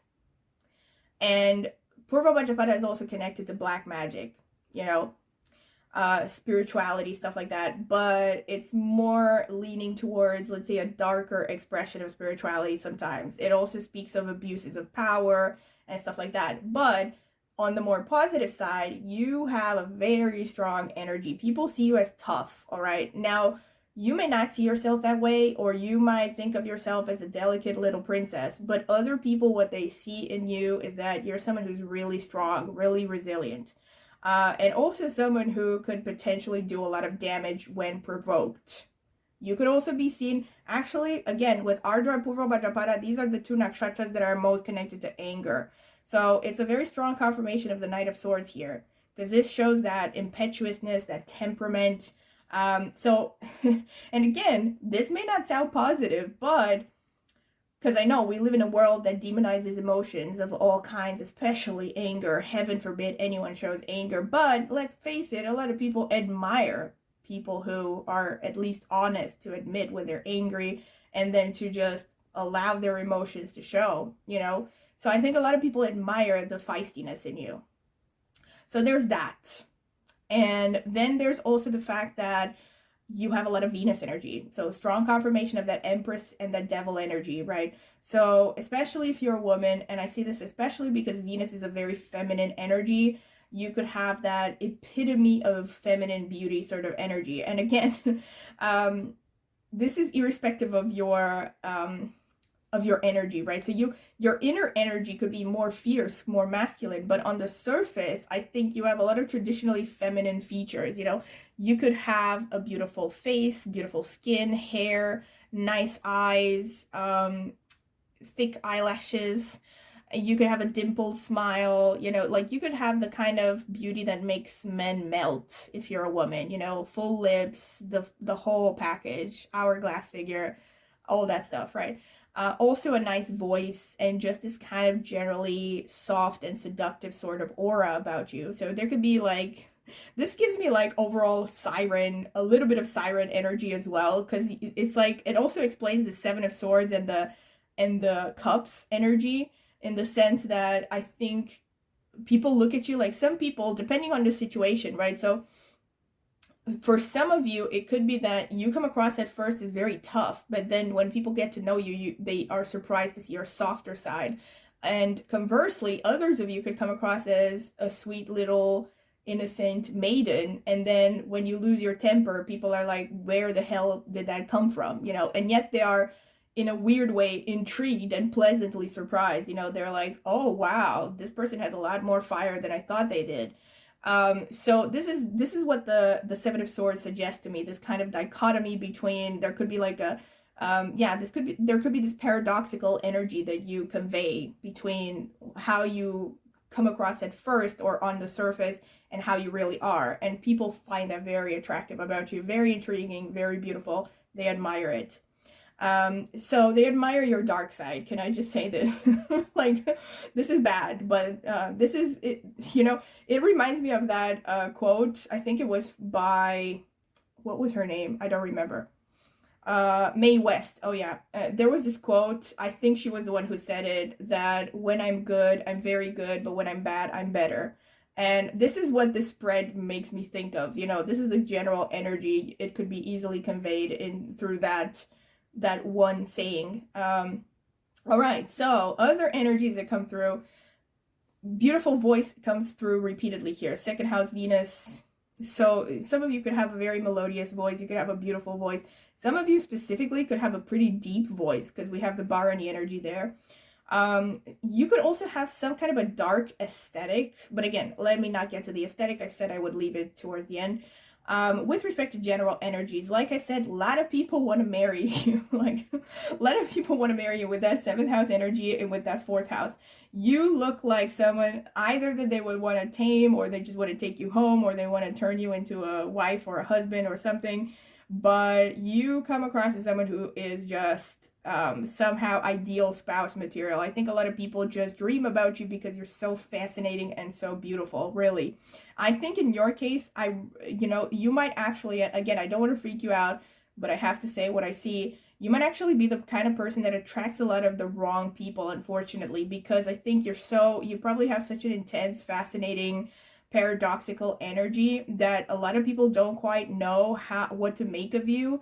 So either they project their fantasies on you and they don't really get to know the real you, or sometimes they see the real you, or they get glimpses of the real you, but they want to change you. They might be those people like I mentioned, that try to tame you. You know, they want to be the one who has who has locked down the bachelor or the bachelorette that everyone else wanted. Now, it doesn't mean everyone that you attract is going to be like this, but you got to be careful, because with this energy, you could attract a lot of nonsense, especially if you're a woman. Especially, but not only. See, again, with the 11th and the 7th houses here, there's a focus on you really standing out. This could also explain, of course, the world energy coming out twice, because the world is in a way similar to the star, not just because they both show naked women, but there's also this energy of the world of visibility. You know, it's like you stand out. This is kind of was confirmed through the 10 of Pentacles coming out as well. And a lot of these energies that come out as well with the Venus, with the Leo, the Swati, the Satabishak. So you are the kind of person that I think a lot of people ironically feel like they can get to know, like they can get close to you, they can be friends with you, and you might actually have, like, this is a confirmation of what I said originally, with the Satabishak especially. Again, I have a video about Satabishak Nakshatra, this Nakshatra, on my astrology channel. I would recommend that you watch it to understand this energy in depth. It's kind of a wounded healer sort of energy, right? So it's a confirmation of what I said initially with you having the Emperor and the Empress. I think a lot of people kind of gravitate towards you because you have this soothing, healing energy. Like, you can just offer them a shoulder to cry on, that you can listen to them, you can understand their problems, and you might genuinely have that energy, but it can also be draining. And people gravitate towards you because, again, they feel like they can be your friend, you know, even if they're complete strangers, you know. This is the kind of energy you project. So you might be the kind of person that might be annoyed sometimes that people are too friendly or too casual with you, even when you don't know them that well. You know, like, you've just met someone and now they're asking for your phone number and they want to add you on social media, and you're kind of exasperated, you know. There could be that kind of energy. So in any case, you come across as someone who can also be like friendly, very easily, can easily relate to others, can really stand out in a crowd, and somehow can easily touch large groups of people. That could also be a thing. But you also have this very hidden, very mysterious energy about you because of this 12th house as well. See, this is interesting because, again, the 12th house is kind of a confirmation of the devil as well, because the 12th house in Vedic astrology is connected also to quote-unquote bedroom pleasures. So this could also be about how sensuous you come across. Like you come across like you have a lot of hidden sensuality, and I think a lot of people, might wonder about what you're like in private. And you also, with the second house, you come across, and Venus, you come across as someone who likes the finer things, who appreciates beauty in all its forms, who likes maybe good music, who likes art. You could also just come across as artistic sometimes, good at expressing yourself. Maybe you like to wear makeup, you know how to style your appearance, your hair, and all that stuff. You might like jewelry as well. So yeah, there could be something stylish also about the way you present yourself, and that's what people find beautiful, your general sense of aesthetic as well. Another thing, your face is definitely very beautiful. Irrespective of who you are, people are staring at your face. This is repeatedly shown here, all right? People are staring at your face. Yeah, you could have also an energy about you that is helpful, that is serving, that is empathic, and people pick up on that and they find that attractive. Also, let's get to the nakshatras here. Like I said, confirmations with the Bharani, with the Purva Bhadrapada, there's a dark side to you, all right? There's a dark energy to you that is mysterious, that is quite seductive, that a lot of people feel like intrigued by, but also are probably quite scared to explore further. There's kind of a dark sensuality. It makes me think of Lana Del Rey. Lana Del Rey actually has a strong placement in Bharani Nakshatra conjunction. Vivian Lee also had strong Bharani energy. Elizabeth Taylor had strong Bharani energy. Purva Bhadrapada, think of Rita Hayworth, also had strong Purva Bhadrapada. Catherine Zeta-Jones had strong Purva Bhadrapada. So just to give you some examples of the kind of energy that these women might give off. So generally, it's women who are quite... there's an aura, again, there's an aura of independence, of untamedness about them. But they're also they're really seductive, beautiful, and enticing, especially to the opposite sex. And for men, actually, pretty much the same situation, except that they're not going to be like in the most, they're not going to be feminine, right? And again, I've mentioned this in other videos. Bharani, think of, when you think of Bharani, think of Antonio Banderas or Pedro Pascal. So Bharani, again, gives this very kind of brooding, sort of dark energy. Also, Jordan Peterson has ascendant in Bharani Nakshatra as well. So yeah, just to give you some examples, Dhanishta can also make you very sensuous, can make you have a nice physique, and also have this kind of a feisty energy. So it's, again, leaning into that Knight of Swords energy. Anuradha can also make you come across very serious, very secretive. Yeah, serious, secretive, and how should I put it? A little bit workaholic. This is weird. Now, workaholic sounds like a negative thing, but I think in your case, what people see is that you can have very strong dedication towards something you care about. So it's more like a positive thing in this context. With Uttarashadha, you can have a lot of wisdom on spiritual topics. So people see you as a very wise person, and also someone who is very good at explaining things, concepts, teaching, basically. Ardra, again, falls into that, like I said, same as Purva Bhadrapada, falls into that wild sort of energy. You could also come across as someone who really loves nature, who looks good in nature. Maybe you like animal prints as well when it comes to physicality. You could really like pets. You could really care about animal rights, animals and animal rights.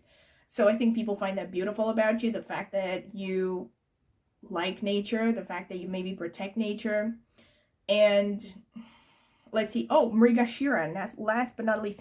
These two nakshatras are kind of connected to one another, but I won't get into the whole description. So you might definitely have something to do with animals. Like, I think if you have pets, people admire the way your pets seem to be bonded to you. Like, you seem to have this nice bond with animals, or that animals are attracted to you, you know. And there's also something about forests, you know, you might really like forests, you might like forest imagery, you might look good in green, something like that. This is something that comes across. You also come across, like I said, with Mrigashira as logical, brilliant, even to the point of brilliance. I mean, all of these energies actually show high intelligence. Swati can also make you very photogenic, telegenic. You could also be, if you have like social media, you could easily attract a lot of attention because of your appearance.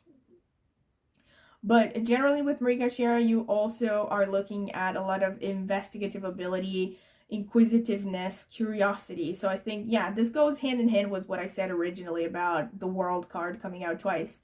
So I think people just see you as someone who is very naturally curious and constantly expanding your knowledge and your horizons. Now, speaking strictly physically, again, with Purva Bhadrapada, I've actually talked about these nakshatras in some videos, Purva Bhadrapada Dhanishta, in my astrology channel. I've also mentioned physical appearance there in detail, so if you're curious, you might want to check out those videos on my astrology channel, in my nakshatras playlist. I have, yeah, multiple videos about different nakshatras.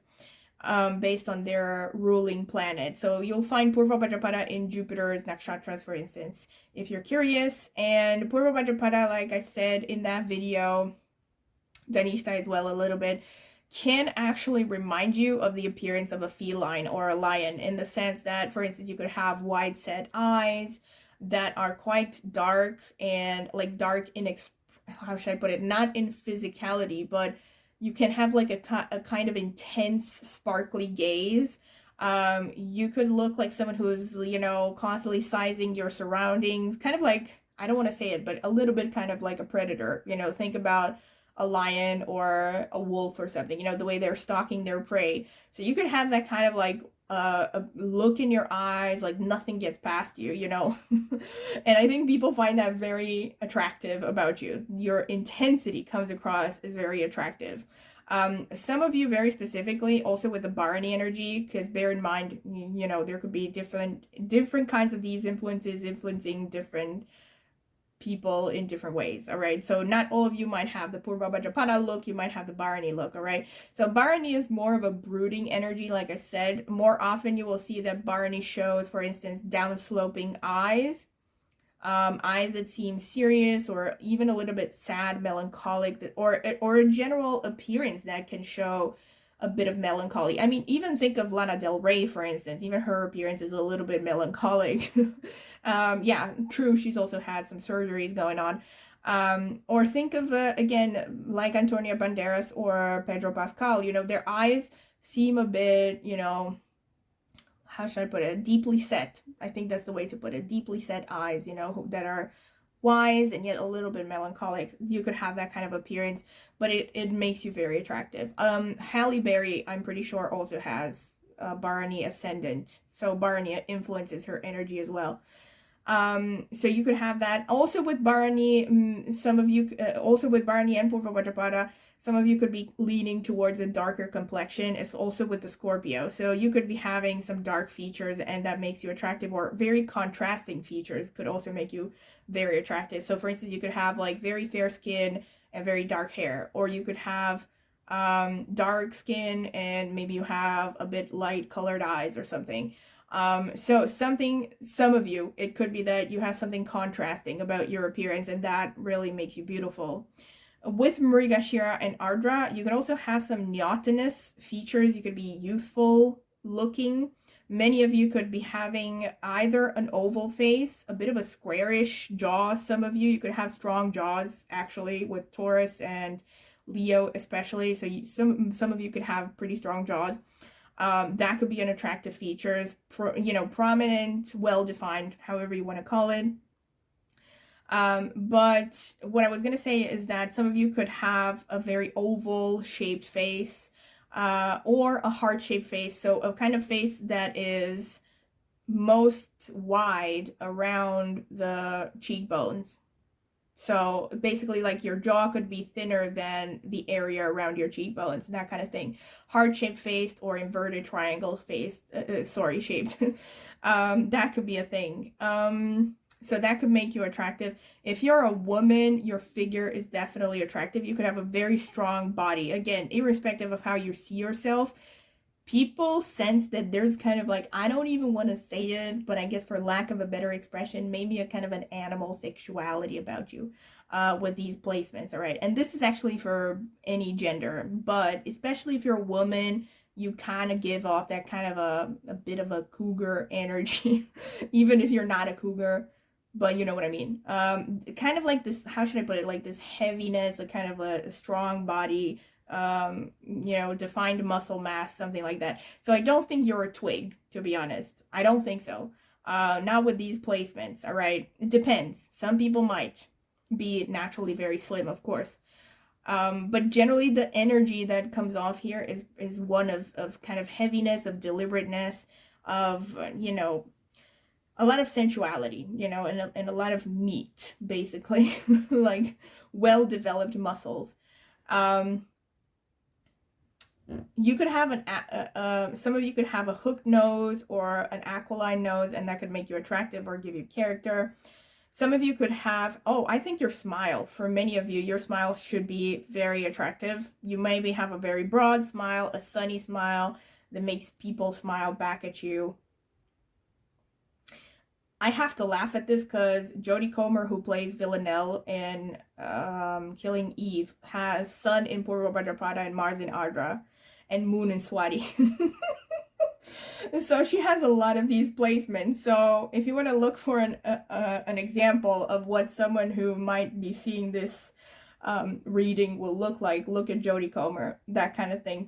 That's one option. Not everyone's going to look like that. But just to give you an example, okay?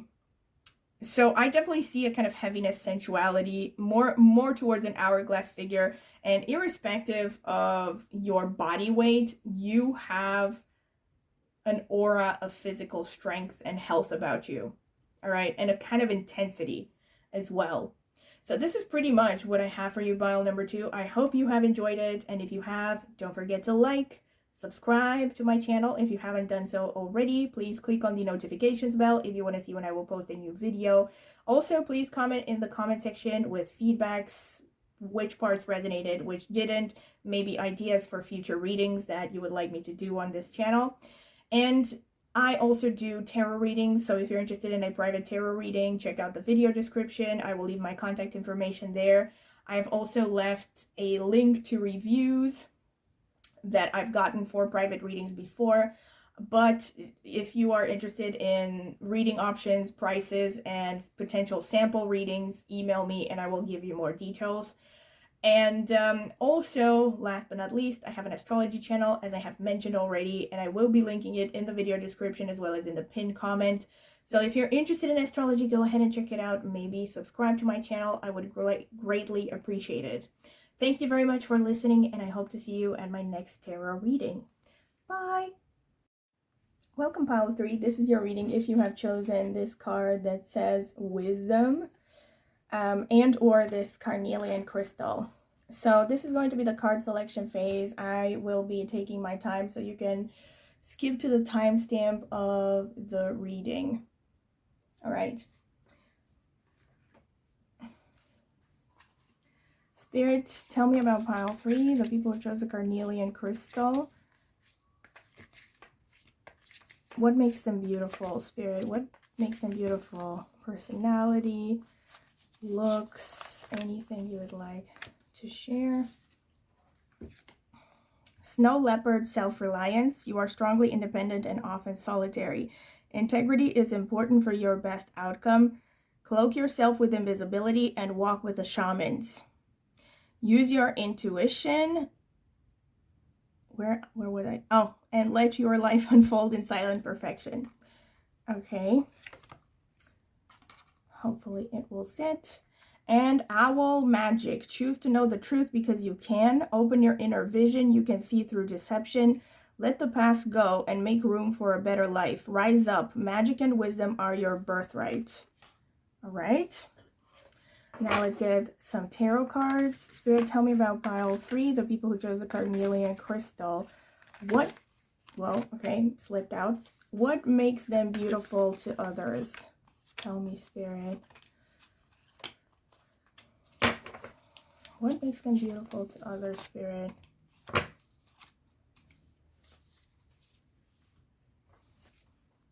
the Two of Swords, the Magician,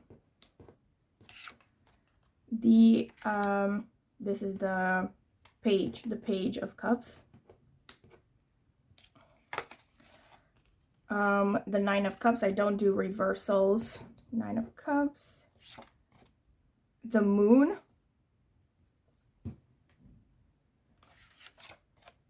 the Fool, the Page of Wands, and the Ace of Cups.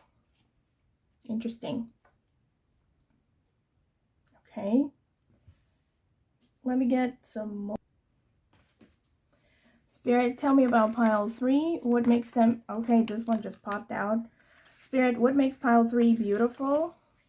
Please help me choose the right cards for them. That one just popped out as well. King of Pentacles. Spirit, what makes pile 3 beautiful to others? Tell me what part of their personality, what about their appearance, about their anything else you would like to share. Value systems. Okay, this one as well.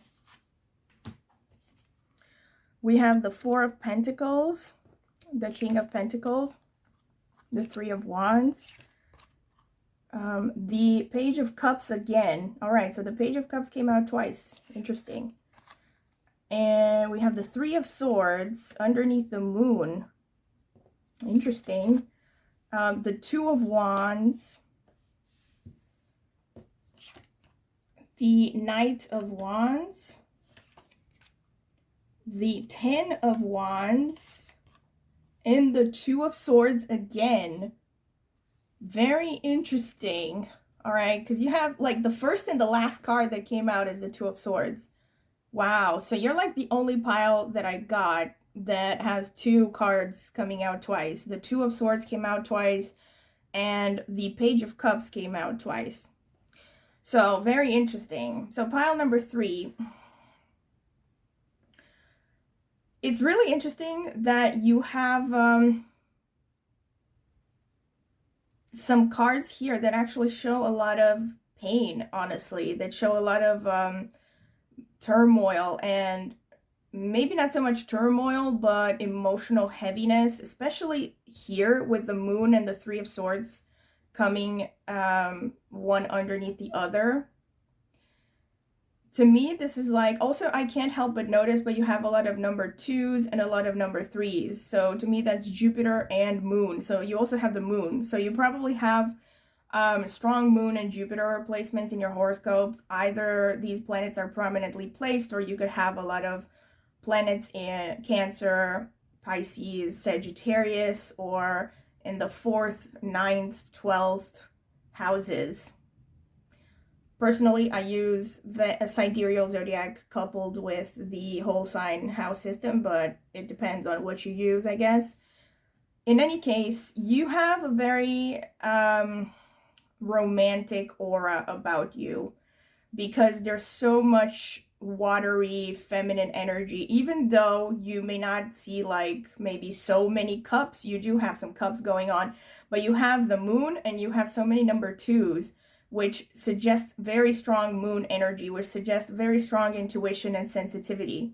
I feel like you, even though the High Priestess didn't come out, this is kind of the energy that it makes me think of, especially coupled with these oracle cards of wisdom, snow leopard with self-reliance, and owl magic. So what people find beautiful about you is this very mystical, ethereal quality that you might have. Like, this might even come across in your appearance for some of you. I don't know if you've heard about these theories that there are different kinds of beauty, and there is one type of beauty called the ethereal. I'm pretty sure that includes people like Nicole Kidman, for instance, you know, people who, I mean, I think it's mostly with respect to women. I'm not sure about men who are ethereal, but it's mostly, you know, people who have these very delicate features. Also, Vivian Leigh makes me think of, you know, that ethereal kind of beauty, like very dainty, tiny features, that are very soft, very feminine, elf-like features as well. I would say Liv Tyler was also at least bordering on that ethereal energy, and she played Arwen in I was gonna say Gone with the Wind, in The Lord of the Rings.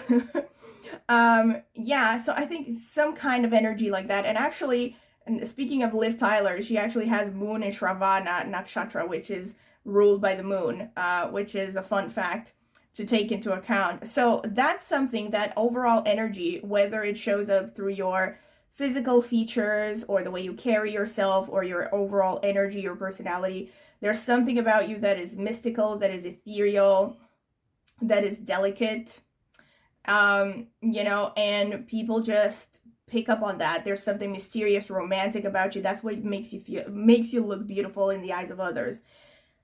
With the Two of Swords, the way that I would read it here is that you come across as someone who can see both sides of an argument, so I think people find it beautiful that you have the ability to be diplomatic, to be very empathic, to, really put yourself in other people's shoes and see things from their perspective. It doesn't mean that you don't have opinions or that you don't take sides, but even when you're arguing with someone, let's say, who has a different perspective, you can still put yourself in their shoes and see things from their perspective, So this is what people see about you, that you can be impartial and that you have a lot of understanding and empathy, that you have a kind heart, really. I mean, I know it sounds kind of cheesy, but this is the energy that comes out here. Even though, or maybe because of the fact that you also have a lot of harsh energies here, which suggests that you have gone through some struggles in your life. And I definitely see this with the moon and the Three of Swords. I think people, especially since the Three of Swords has the number 3 on it, which is ruled by Jupiter again, which is the planet of wisdom. This is very specific, but maybe some of you have hard aspects between the moon and Jupiter. So that could be like conjunction, opposition, square in your horoscope, or any kind of aspect really between the moon and Jupiter. Or you could have, again, Jupiter and Cancer, or you could have moon in the signs of Jupiter, which are Pisces and Sagittarius. So some kind of connection between the moon and Jupiter in your horoscope could be happening. But I see this as wisdom that comes from emotional pain, So people see you as someone who has gained a lot of insights into maybe human nature, into emotions, matters of the heart, psychology through your own experiences. Like you are well versed on how to deal with heartbreak. You probably give good advice with respect to these topics as well. You have a lot of wisdom, but you also have a bit of a melancholic aura about you, a bit of a brooding, maybe even a little bit of a sad/hurt energy. You know what this makes me think of, and I'm sorry to bring this up, it makes me think of someone like the character Malena in that movie with Monica Bellucci. Something like a hurt beauty like that. Like, I think people look at you and they see you as very pretty, very, good looking, because you also have a lot of, placements that can show a good appearance, charisma, physicality that is very well put together, right? Especially if you're a woman, having the Page of Cups, which incidentally is called the Princess of Cups in this deck. I think people see you as maybe even having that kind of like I said, a little bit of a princess energy, something ethereal about you. And you come across as like very pretty, and yet there could be something about you that doesn't match the expectations that people would have of someone of your category of beauty. Like, I think people look at you and they think, why is this pretty woman or pretty man, sometimes depending on the situation, why are they so sad, or why do they look so introverted and shy? So I think that's kind of the energy that I'm getting here. Like, you come across as someone who has had some rough patches in life, and it has given you maybe a touch of sensitivity, of vulnerability. But actually, as much as, some people might feel even bad about that, they also see it as part of your charm. Like, there's something about you that, you have this, it's part of your charm to be like, romantic, and you have this image of the suffering out of love, maybe, sort of aura. I don't know how to describe it in a way that doesn't sound offensive. Another way that I can think of this is maybe think of vampires, you know, something like that. Think of the Anne Rice aesthetic, you know, of people who looked sickly pale, and, you know, just all of them looked melancholic. If you think of Interview with the Vampire, that was molded after Anne Rice's characterizations. You know, the men had long hair, and the men were quite feminized, you know, in their features and everything. And there was just this aura of doom and gloom about them, even though they were beautiful. It's like they carry this, you know, painful burden, and the rest of the world couldn't see it because, you know, they were vampires and other people were mortals, and they didn't know what that meant, really. So this is the kind of energy. There's something like maybe a little bit hurt about you, but there's also something very delicate and very ethereal. So I think, again, you have this kind of energy that makes people want to protect you, I think, a lot of the times. You may or may not realize this, but it's like even when people actually recognize the fact that you may have a lot of inner strength and a lot of wisdom, they can also see your vulnerability. So, see, this is the thing, like, you need to be careful, because while some people might want to protect you, some people might actually just seek to take advantage of you. Unfortunately, that's what happens in today's world. You have here with the Ace of Cups, look at this, wow, there's just so much emotion here. You have the Ace of Cups and the Ten of Wands underneath with the word oppression here. It says oppression. And you have this guy like carrying these staffs. I mean, there's, again, this is kind of like a mirror image of this one a little bit, because there's this emotional heaviness. But I also think that people see you as someone who is capable of doing a lot for love. You know, like, you're someone who might sacrifice a lot for a loved one, and I feel like people would love to be part of those people that you hold dear, that you keep close to your circle, especially since this Ace of Cups in this deck actually reminds me of the Hermit. Whenever this card comes up, my first reflex is to think that this is the Hermit. It's so similar in symbolism to the Hermit from the Rider-Waite deck, but it's actually the Ace of Cups here. So the meaning of the Hermit, though, because it came out now, is that you're someone who only allows a select group of people around you. So you're very selective about the people that you get close to. So I think this is what people find beautiful about you, because you have this energy of, you take relationships seriously, you take emotions seriously, and you're definitely not the kind of person that people would see as cold-blooded and invalidating, I think. So I definitely think that a lot of people see, you know, admire that about you and find that very beautiful and attractive. You also have a lot of passion here. This is coming out with the Page of Wands and the Knight of Wands, one underneath the other. So there's a lot of passion. You're also, I'm seeing, honestly, a lot of youthfulness as well. So there's, like I said, the Page of Cups coming out twice, and now the Page of Wands. These are really youthful energies, and the Knight of Wands, this is kind of a young person energy. And you also have the Fool, which is kind of similar to that, you know. So there's a lot of youthfulness, and that to me suggests, you know, that you are young at heart. Maybe some of you have strong Mercury energy as well. You basically, yeah, you come across as maybe having this kind of childlike innocence about you. Like, even though maybe life has knocked you around a bit, you still have the ability to enjoy the small pleasures of life. Or, yeah, something like that.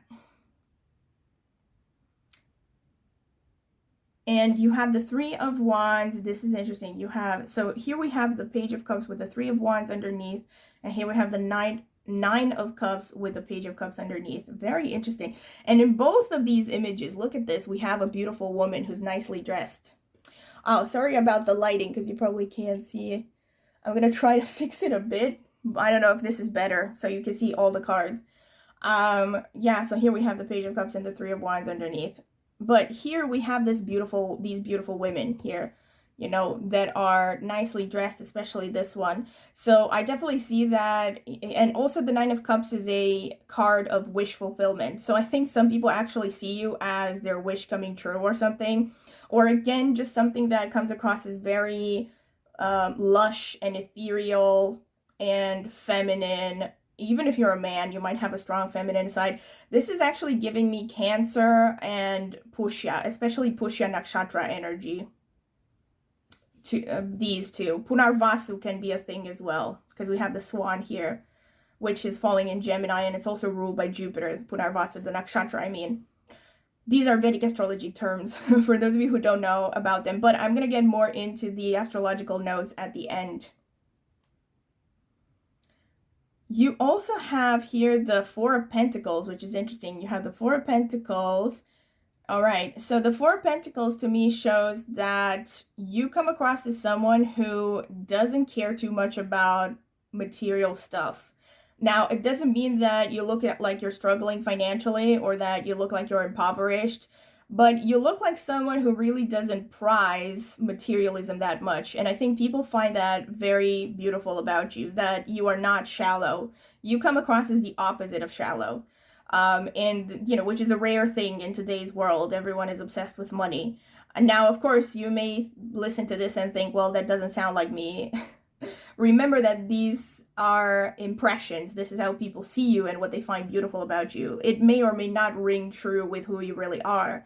But you come across as someone who has a deeper level, as you also come across as someone who's very thoughtful about your resources, you know, like you don't waste stuff. For instance, you might be really careful about energy conservation, recycling, not wasting food, stuff like that, you know, like you come across as someone who's environmentally conscious, I would say, some of you as well.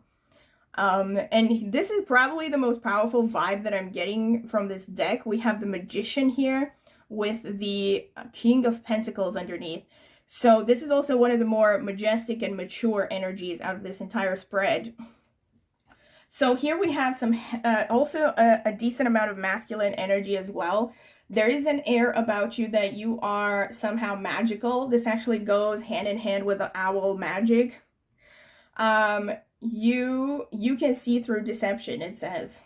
And we have the Magician here. And also it's interesting here, the card says, let the past go and make room for a better life. Rise up. Magic and wisdom are your birthright.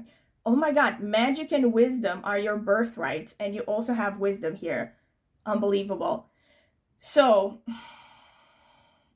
I think people see you as someone who has massive potential, irrespective of how you see yourself. We have the King of Pentacles here, so I think irrespective of what your actual financial situation might be, people see you as someone who has the ability to reach a good amount of wealth in this lifetime. And you also have the Magician on top, which again shows that people see you as having the ability to turn your dreams into reality. And they also feel like maybe many of you are hung up on the past, because we have the Moon here with the Three of Swords. The Moon can generally refer to past life traumas. Sorry, not past life, just past traumas, but traumas that can go way back, even into childhood. So I think a lot of people kind of look at you and sense that you may have had a really rough patch through life, and I've said that repeatedly. So you have this energy though of you can break through this. You can break through your limitations. You could be what they call a cycle breaker, quote unquote. You know, people who are the first in their families to break generational curses or traumas or whatever it is, and, you know, forge a new path for yourself that is very different from whatever your ancestors have experienced. So, yeah, I think people see that you have this very powerful aura. You're also very charismatic with the Magician energy. You're very charismatic, and you also have the ability to be a leader, to lead by example. And I also think this is very specific, but people in particular see you as maybe someone who could be an entrepreneur, someone who could turn your ideas into reality with respect to finances on the one hand, but just to turn whatever abstract idea you have into an actual physical reality, basically. You also have this kind of reinforced with the Fool here and the Two of Wands. See, again, we have the same kind of dichotomy, because the Fool is, it shows the ability to actually throw yourself headfirst into things without overthinking. Whereas the Two of Wands is the opposite of that. It's kind of analysis paralysis, you know?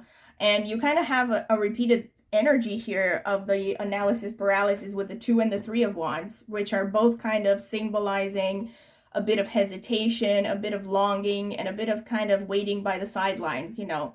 So I think people see you as you have this dichotomy or paradoxical sides of you where on the one hand you could be very impulsive and brave about certain things, but it's like somehow you don't see that you can apply that energy to all areas of your life. Like maybe you seem like you're hung up on things that make no sense to other people, you know?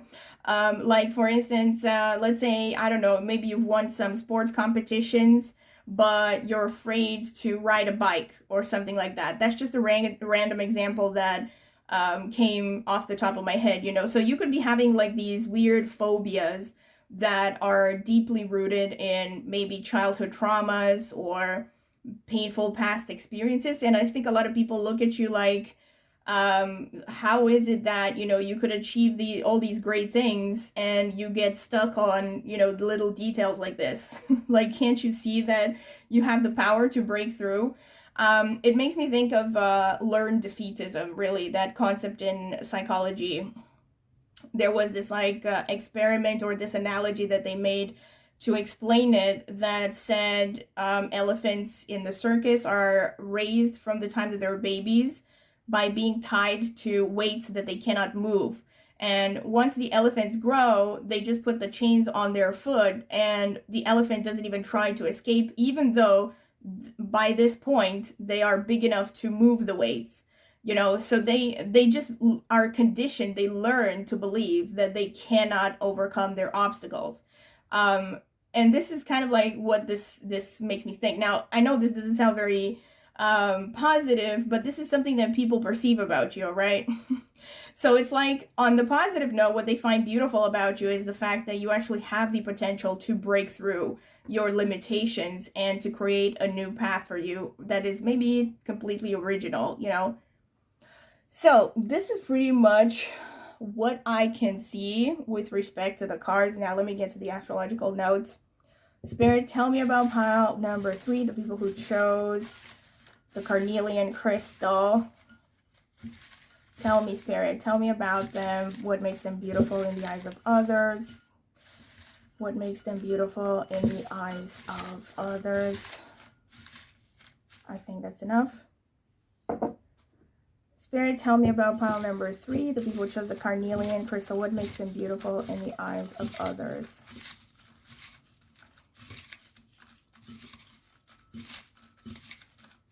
Okay.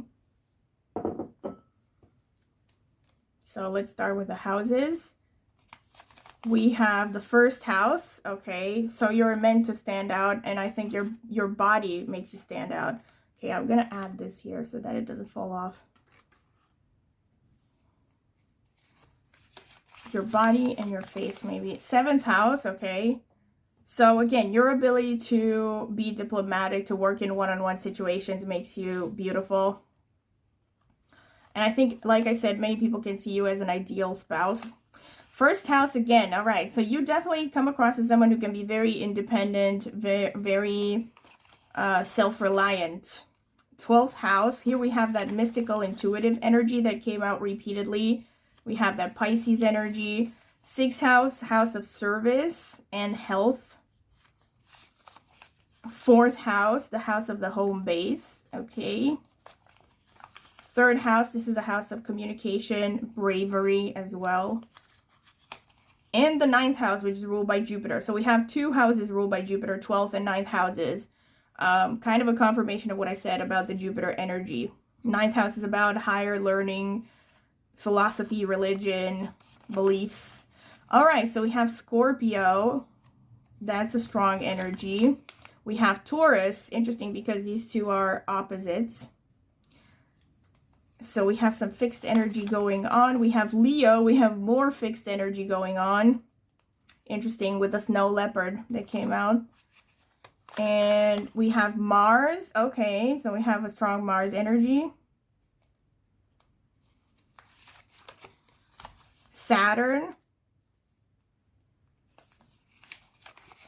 The moon, oh wow, very strong confirmation because the moon came out in the cards as well. Rahu, okay, so that's foreign energy and unconventional energy.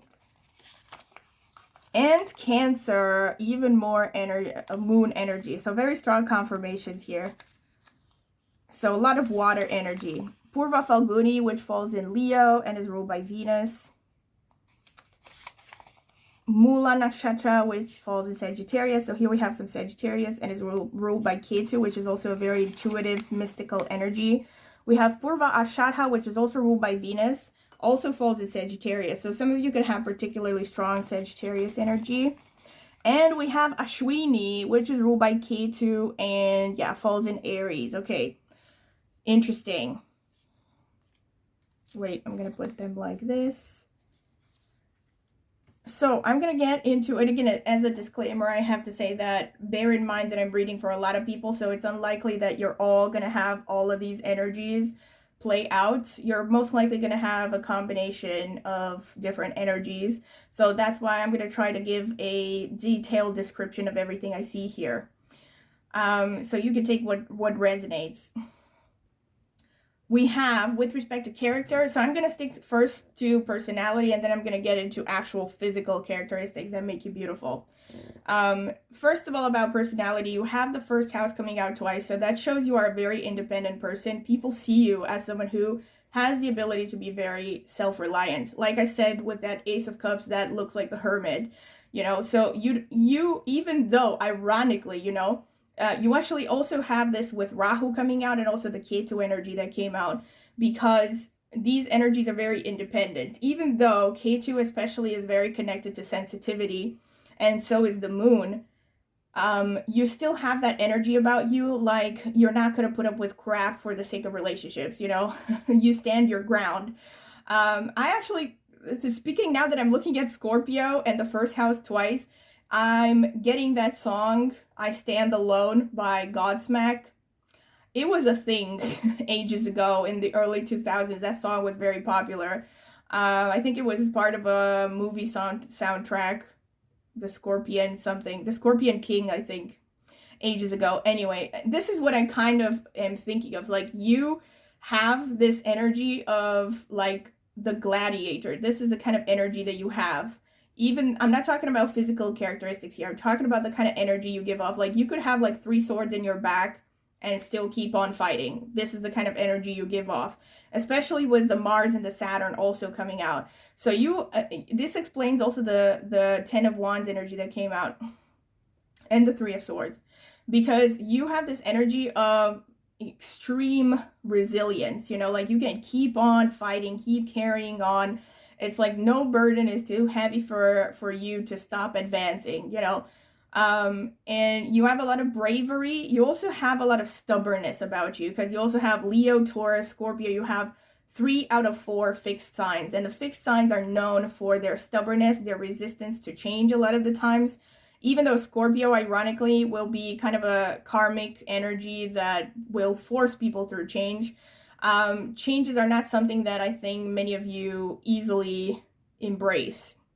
It's more like you're going to be kicking and screaming through them. But yeah, the fixed signs are also known for their willpower, for their determination, and for basically their ability to hold their ground and just not change for anyone, basically.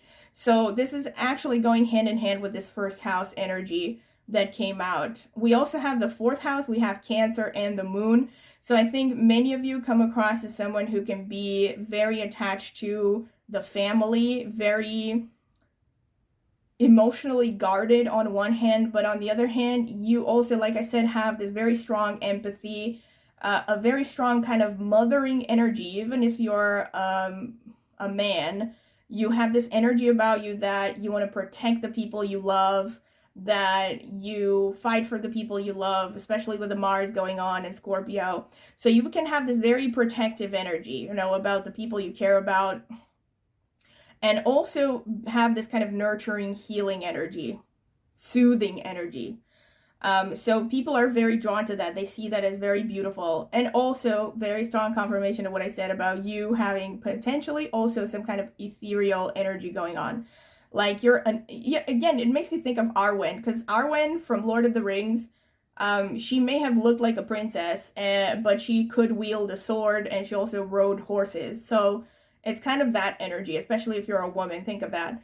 Um, if you're a man, I can't think of a really good example. You know, a man who is, I mean, the Gladiator, again, the Gladiator is a good example because he was like really buff and tough, but he was also, you know, ultimately his whole desire for revenge came from the fact that his family, his wife and his child were murdered.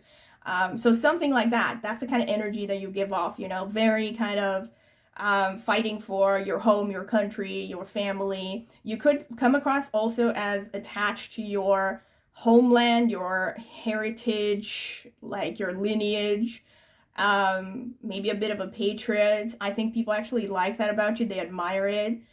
And you also have the 12th house and the 9th house.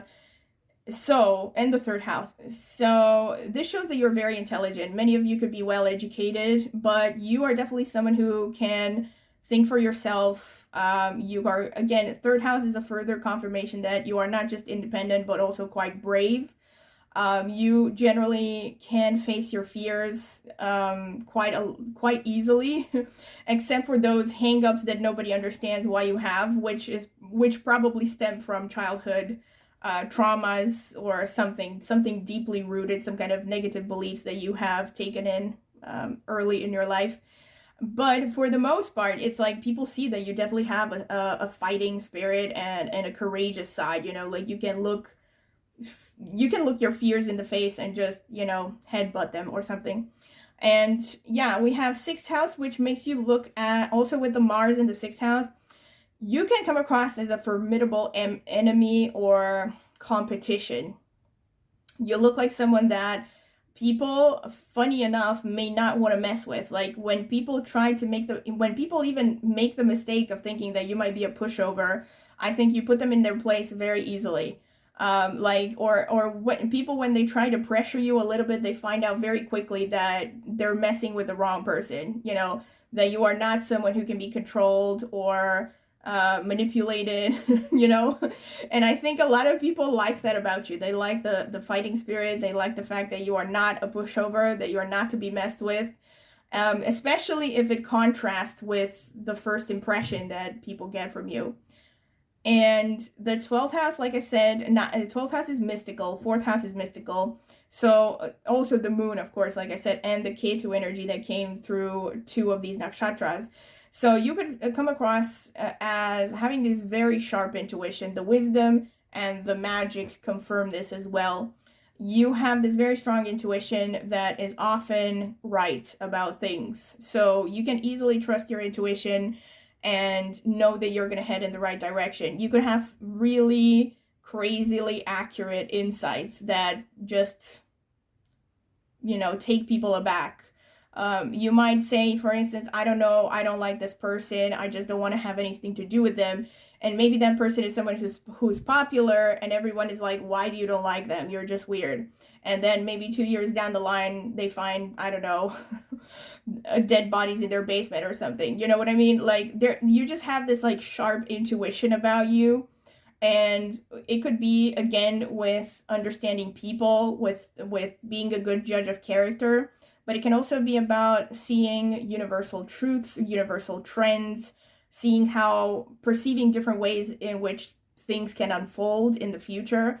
So yeah, there's something pretty mystical about you. Mystical, intuitive, magical, pretty much. Also with the magician that came out.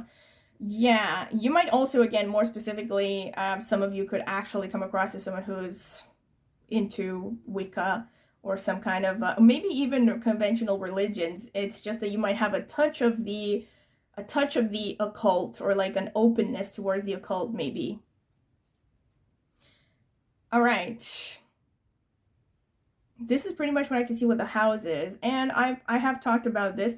One thing that I will say, again, with Saturn, you come across, like I said, pretty stoic. You can come across as disciplined and harsh and mature sometimes. But you have like a nice blend between the ability to push forward and to break through, like I said. Also, let's not forget Mars and Aries in general. You have a little bit of Aries energy here with Ashwini as well. This is the pioneer energy, the first house as well, which came out twice. So like I said initially, like some of you, maybe your job in this life is actually to be some kind of a generational cycle breaker, curse breaker, whatever you want to call it. So there's some kind of heavy responsibility hanging on you and your decisions with respect to how you want to do things in the future. It's interesting here. It's such a strong confirmation of the tarot cards that came out. You have Mars, you have Rahu, and you have Saturn. So Saturn is about tradition. Saturn is about the status quo being maintained. Saturn is also about, for instance, conventional religions, Abrahamic religions. Whereas Rahu is like the enemy of Saturn in a way. Rahu is the rebel without a cause, the person that questions everything, leaves no stone unturned, and will not think twice about breaking ties with tradition, with family, with all this stuff. So I think the fact that you have, and also Mars, which is the warrior / pioneer energy. So the fact that you have all these three energies here, again, shows that inner conflict between holding back, wanting to stick to what is tried and true, maybe falling back into bad family patterns, for instance, and on the other hand, seeing that you have a different path that you want to take in this lifetime and going for that full blast. Shooting for the stars, basically. For instance, a famous person who has Mars Rahu conjunct is Elon Musk. Just so you know. Speaking of trailblazers and cycle breakers. All right. So we also have the Leo energy, which shows that there's also something sunny about you. Like you can, even if you are someone who maybe is hurt and maybe even a bit melancholic or depressed, you generally don't spread it around. Like you're not a wet blanket. You don't rain on other people's parades. You can actually have a kind of a warm, kind energy, a soothing energy. You have a nice blend of fire and water. So a lot of people feel they can relate to you on an emotional plane, or they feel like you can understand them. I wouldn't be surprised if maybe you're someone that people can easily talk to about their problems. That's really interesting. And yeah, that's pretty much what I can see here with the signs here and the planets. And oh wait, with the Taurus, it's also that, yeah, in Taurus and Cancer, you just have this kind of a bit of a stable homebodies energy as well. So people can see you as a good spouse material, also because you look like someone who can take care of a home, take care of kids, cook and stuff like that, create a nice atmosphere at home. And with the Mars, yeah, you're probably quite athletic and you like competitions, but I'm going to get more into physical traits at the end. So here we have Purvashada, Ashwini, Mula, Purva, Falguni. So we have Venus and Ketu twice, basically. Very interesting. Because these two energies are quite dichotomous. So Ketu is very spiritual. It's the most spiritual energy. It's the south node in tropical astrology. And Venus, conversely, is very materialistic. It's about hedonism. It's about sugar, spice, and everything nice in life. So again, we see kind of a dichotomous energy here, but there's also a lot of sensuality. There's a lot of beauty. There's a lot of artistry here as well. So some of you could be very artistic. You could have, an ability to dress yourself in a way that is artistic. You also, again, have the fighting spirit with Purvashada. Some of you could be really good at debates, for instance. You could really like to argue, basically. And yeah, you could be good at debates. You could be a good lawyer, for instance. With Mula, you also have the ability to go for research. You are probably very passionate about your interests. You could be someone who likes to get down to the bottom of things, to research until you understand everything, especially when it comes to the things you're really curious about. And you also just have the ability to relax and enjoy yourself every now and then. Again, despite maybe having gone through a lot of things, you still have the ability to enjoy the small pleasures of life, the finer things in life. And there's a lot of sensuality connected to you as well. You have a nice, very nice blend between being interested in arts and beauty and pleasure, and on the other hand, being spiritual and deep.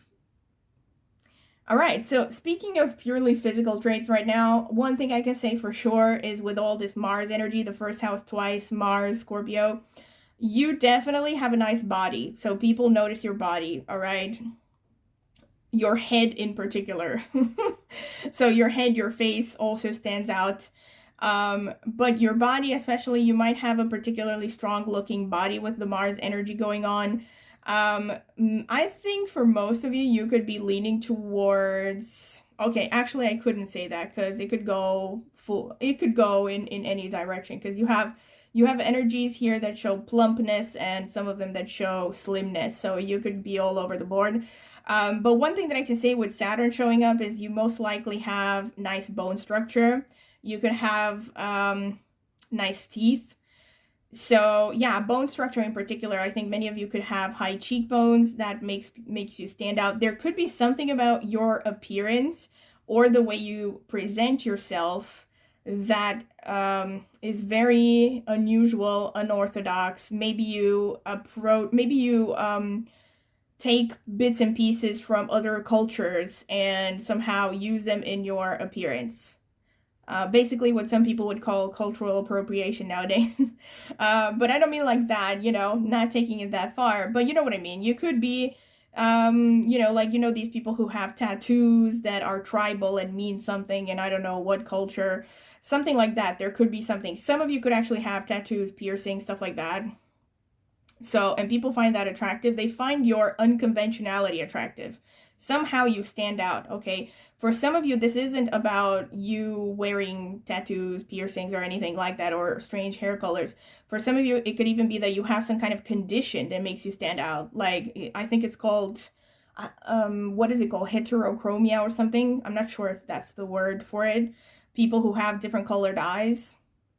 It's a thing. It's not something that affects, I think, health on any level. It's just an aesthetic issue. Or you could have what is that called, vitiligo, you know, where you have like discoloration patches on your skin, stuff like that. Maybe some of you, all right, this is really specific, so it doesn't have to be the case, but again, it might be that things like that you think are a flaw actually make you beautiful in the eyes of others, make them think that this person is so interesting, and you know, they have something so unique about their appearance. If it doesn't fall into any of those categories, maybe you just have wide set eyes that makes you attractive as well. Wide set eyes, that could be a thing. All right, another thing is definitely the chest area stands out for many of you. The chest and the stomach could be particularly attractive, irrespective of gender. Take that how it resonates. Also the shoulders, you can have nice, well-developed shoulders. There's something a bit quite, I see for most of you, you actually could have a pretty squarish body, at least like the torso, and that actually comes across. The recording interrupted. I forgot where I was. All right, where was I? Yeah, about physical appearance, right? So another thing that I can say definitely is there's a nice balance actually between masculine and feminine here. So I think that for those of you who are, you know, women or identify as, you know, more feminine, you definitely come across as very sensuous and feminine like that. Whereas for men, they come across as more masculine and tough and, you know, muscular and stuff. Basically, depending on gender, but in any case, you come across as very attractive. Since you have Purva Falguni here, this definitely shows a lot of sensuality, especially if you're a woman, but not just if you're a woman. You know, there's a lot of traditional beauty. You probably have traditionally beautiful features, like full lips. You probably have nice, fine hair, soft hair, dimples. Beauty marks could be a thing. You could have a nice smile, a relatively oval face. There could be quite a youthful appearance as well. I think for most of you, you have high cheekbones, like I said, but also that you have nice smiles, nice teeth. Some of you could have strong jawlines, squarish jawlines as well. That could make you attractive. I see for a lot of you, again, depending on ethnic background, but you could be towards the paler side of your genetic inheritance. So among your family, you could be among the more pale members. If you are fair-skinned, like really fair-skinned, that's probably something that really stands out about you. I'm thinking again of people like Nicole Kidman, for instance. I also think some of you could have wavy hair that definitely will make you stand out. There could be something about you that is very dreamy, like a mermaid sort of energy.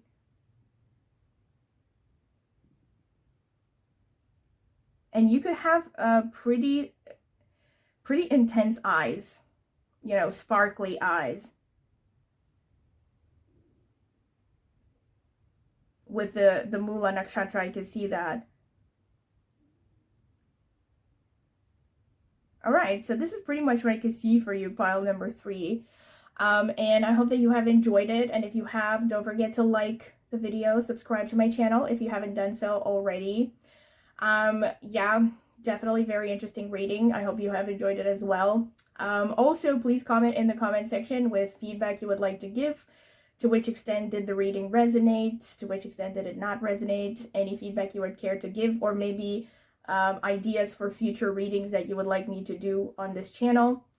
Feel free to comment in the comment section. Also, if you're interested in a private tarot reading, I have left my email in the video description. You can email me for a full list of pricings and reading options, as well as sample readings if you're curious to see them. I've also left a link in the video description to reviews I have gotten for private readings before. If you're interested in getting a private reading, I recommend that you check them out. And also, last but not least, I have an astrology channel, and I will be linking it in the video description as well as in the pinned comment. I do focus mostly on Vedic astrology, but I also come from a tropical astrology background, so I use a lot of tropical astrology insights as well. So if you're interested in astrology, go ahead and check it out. Maybe subscribe to that channel. I would greatly appreciate it. Thank you so much for listening, and I hope to see you at my next tarot reading. Bye!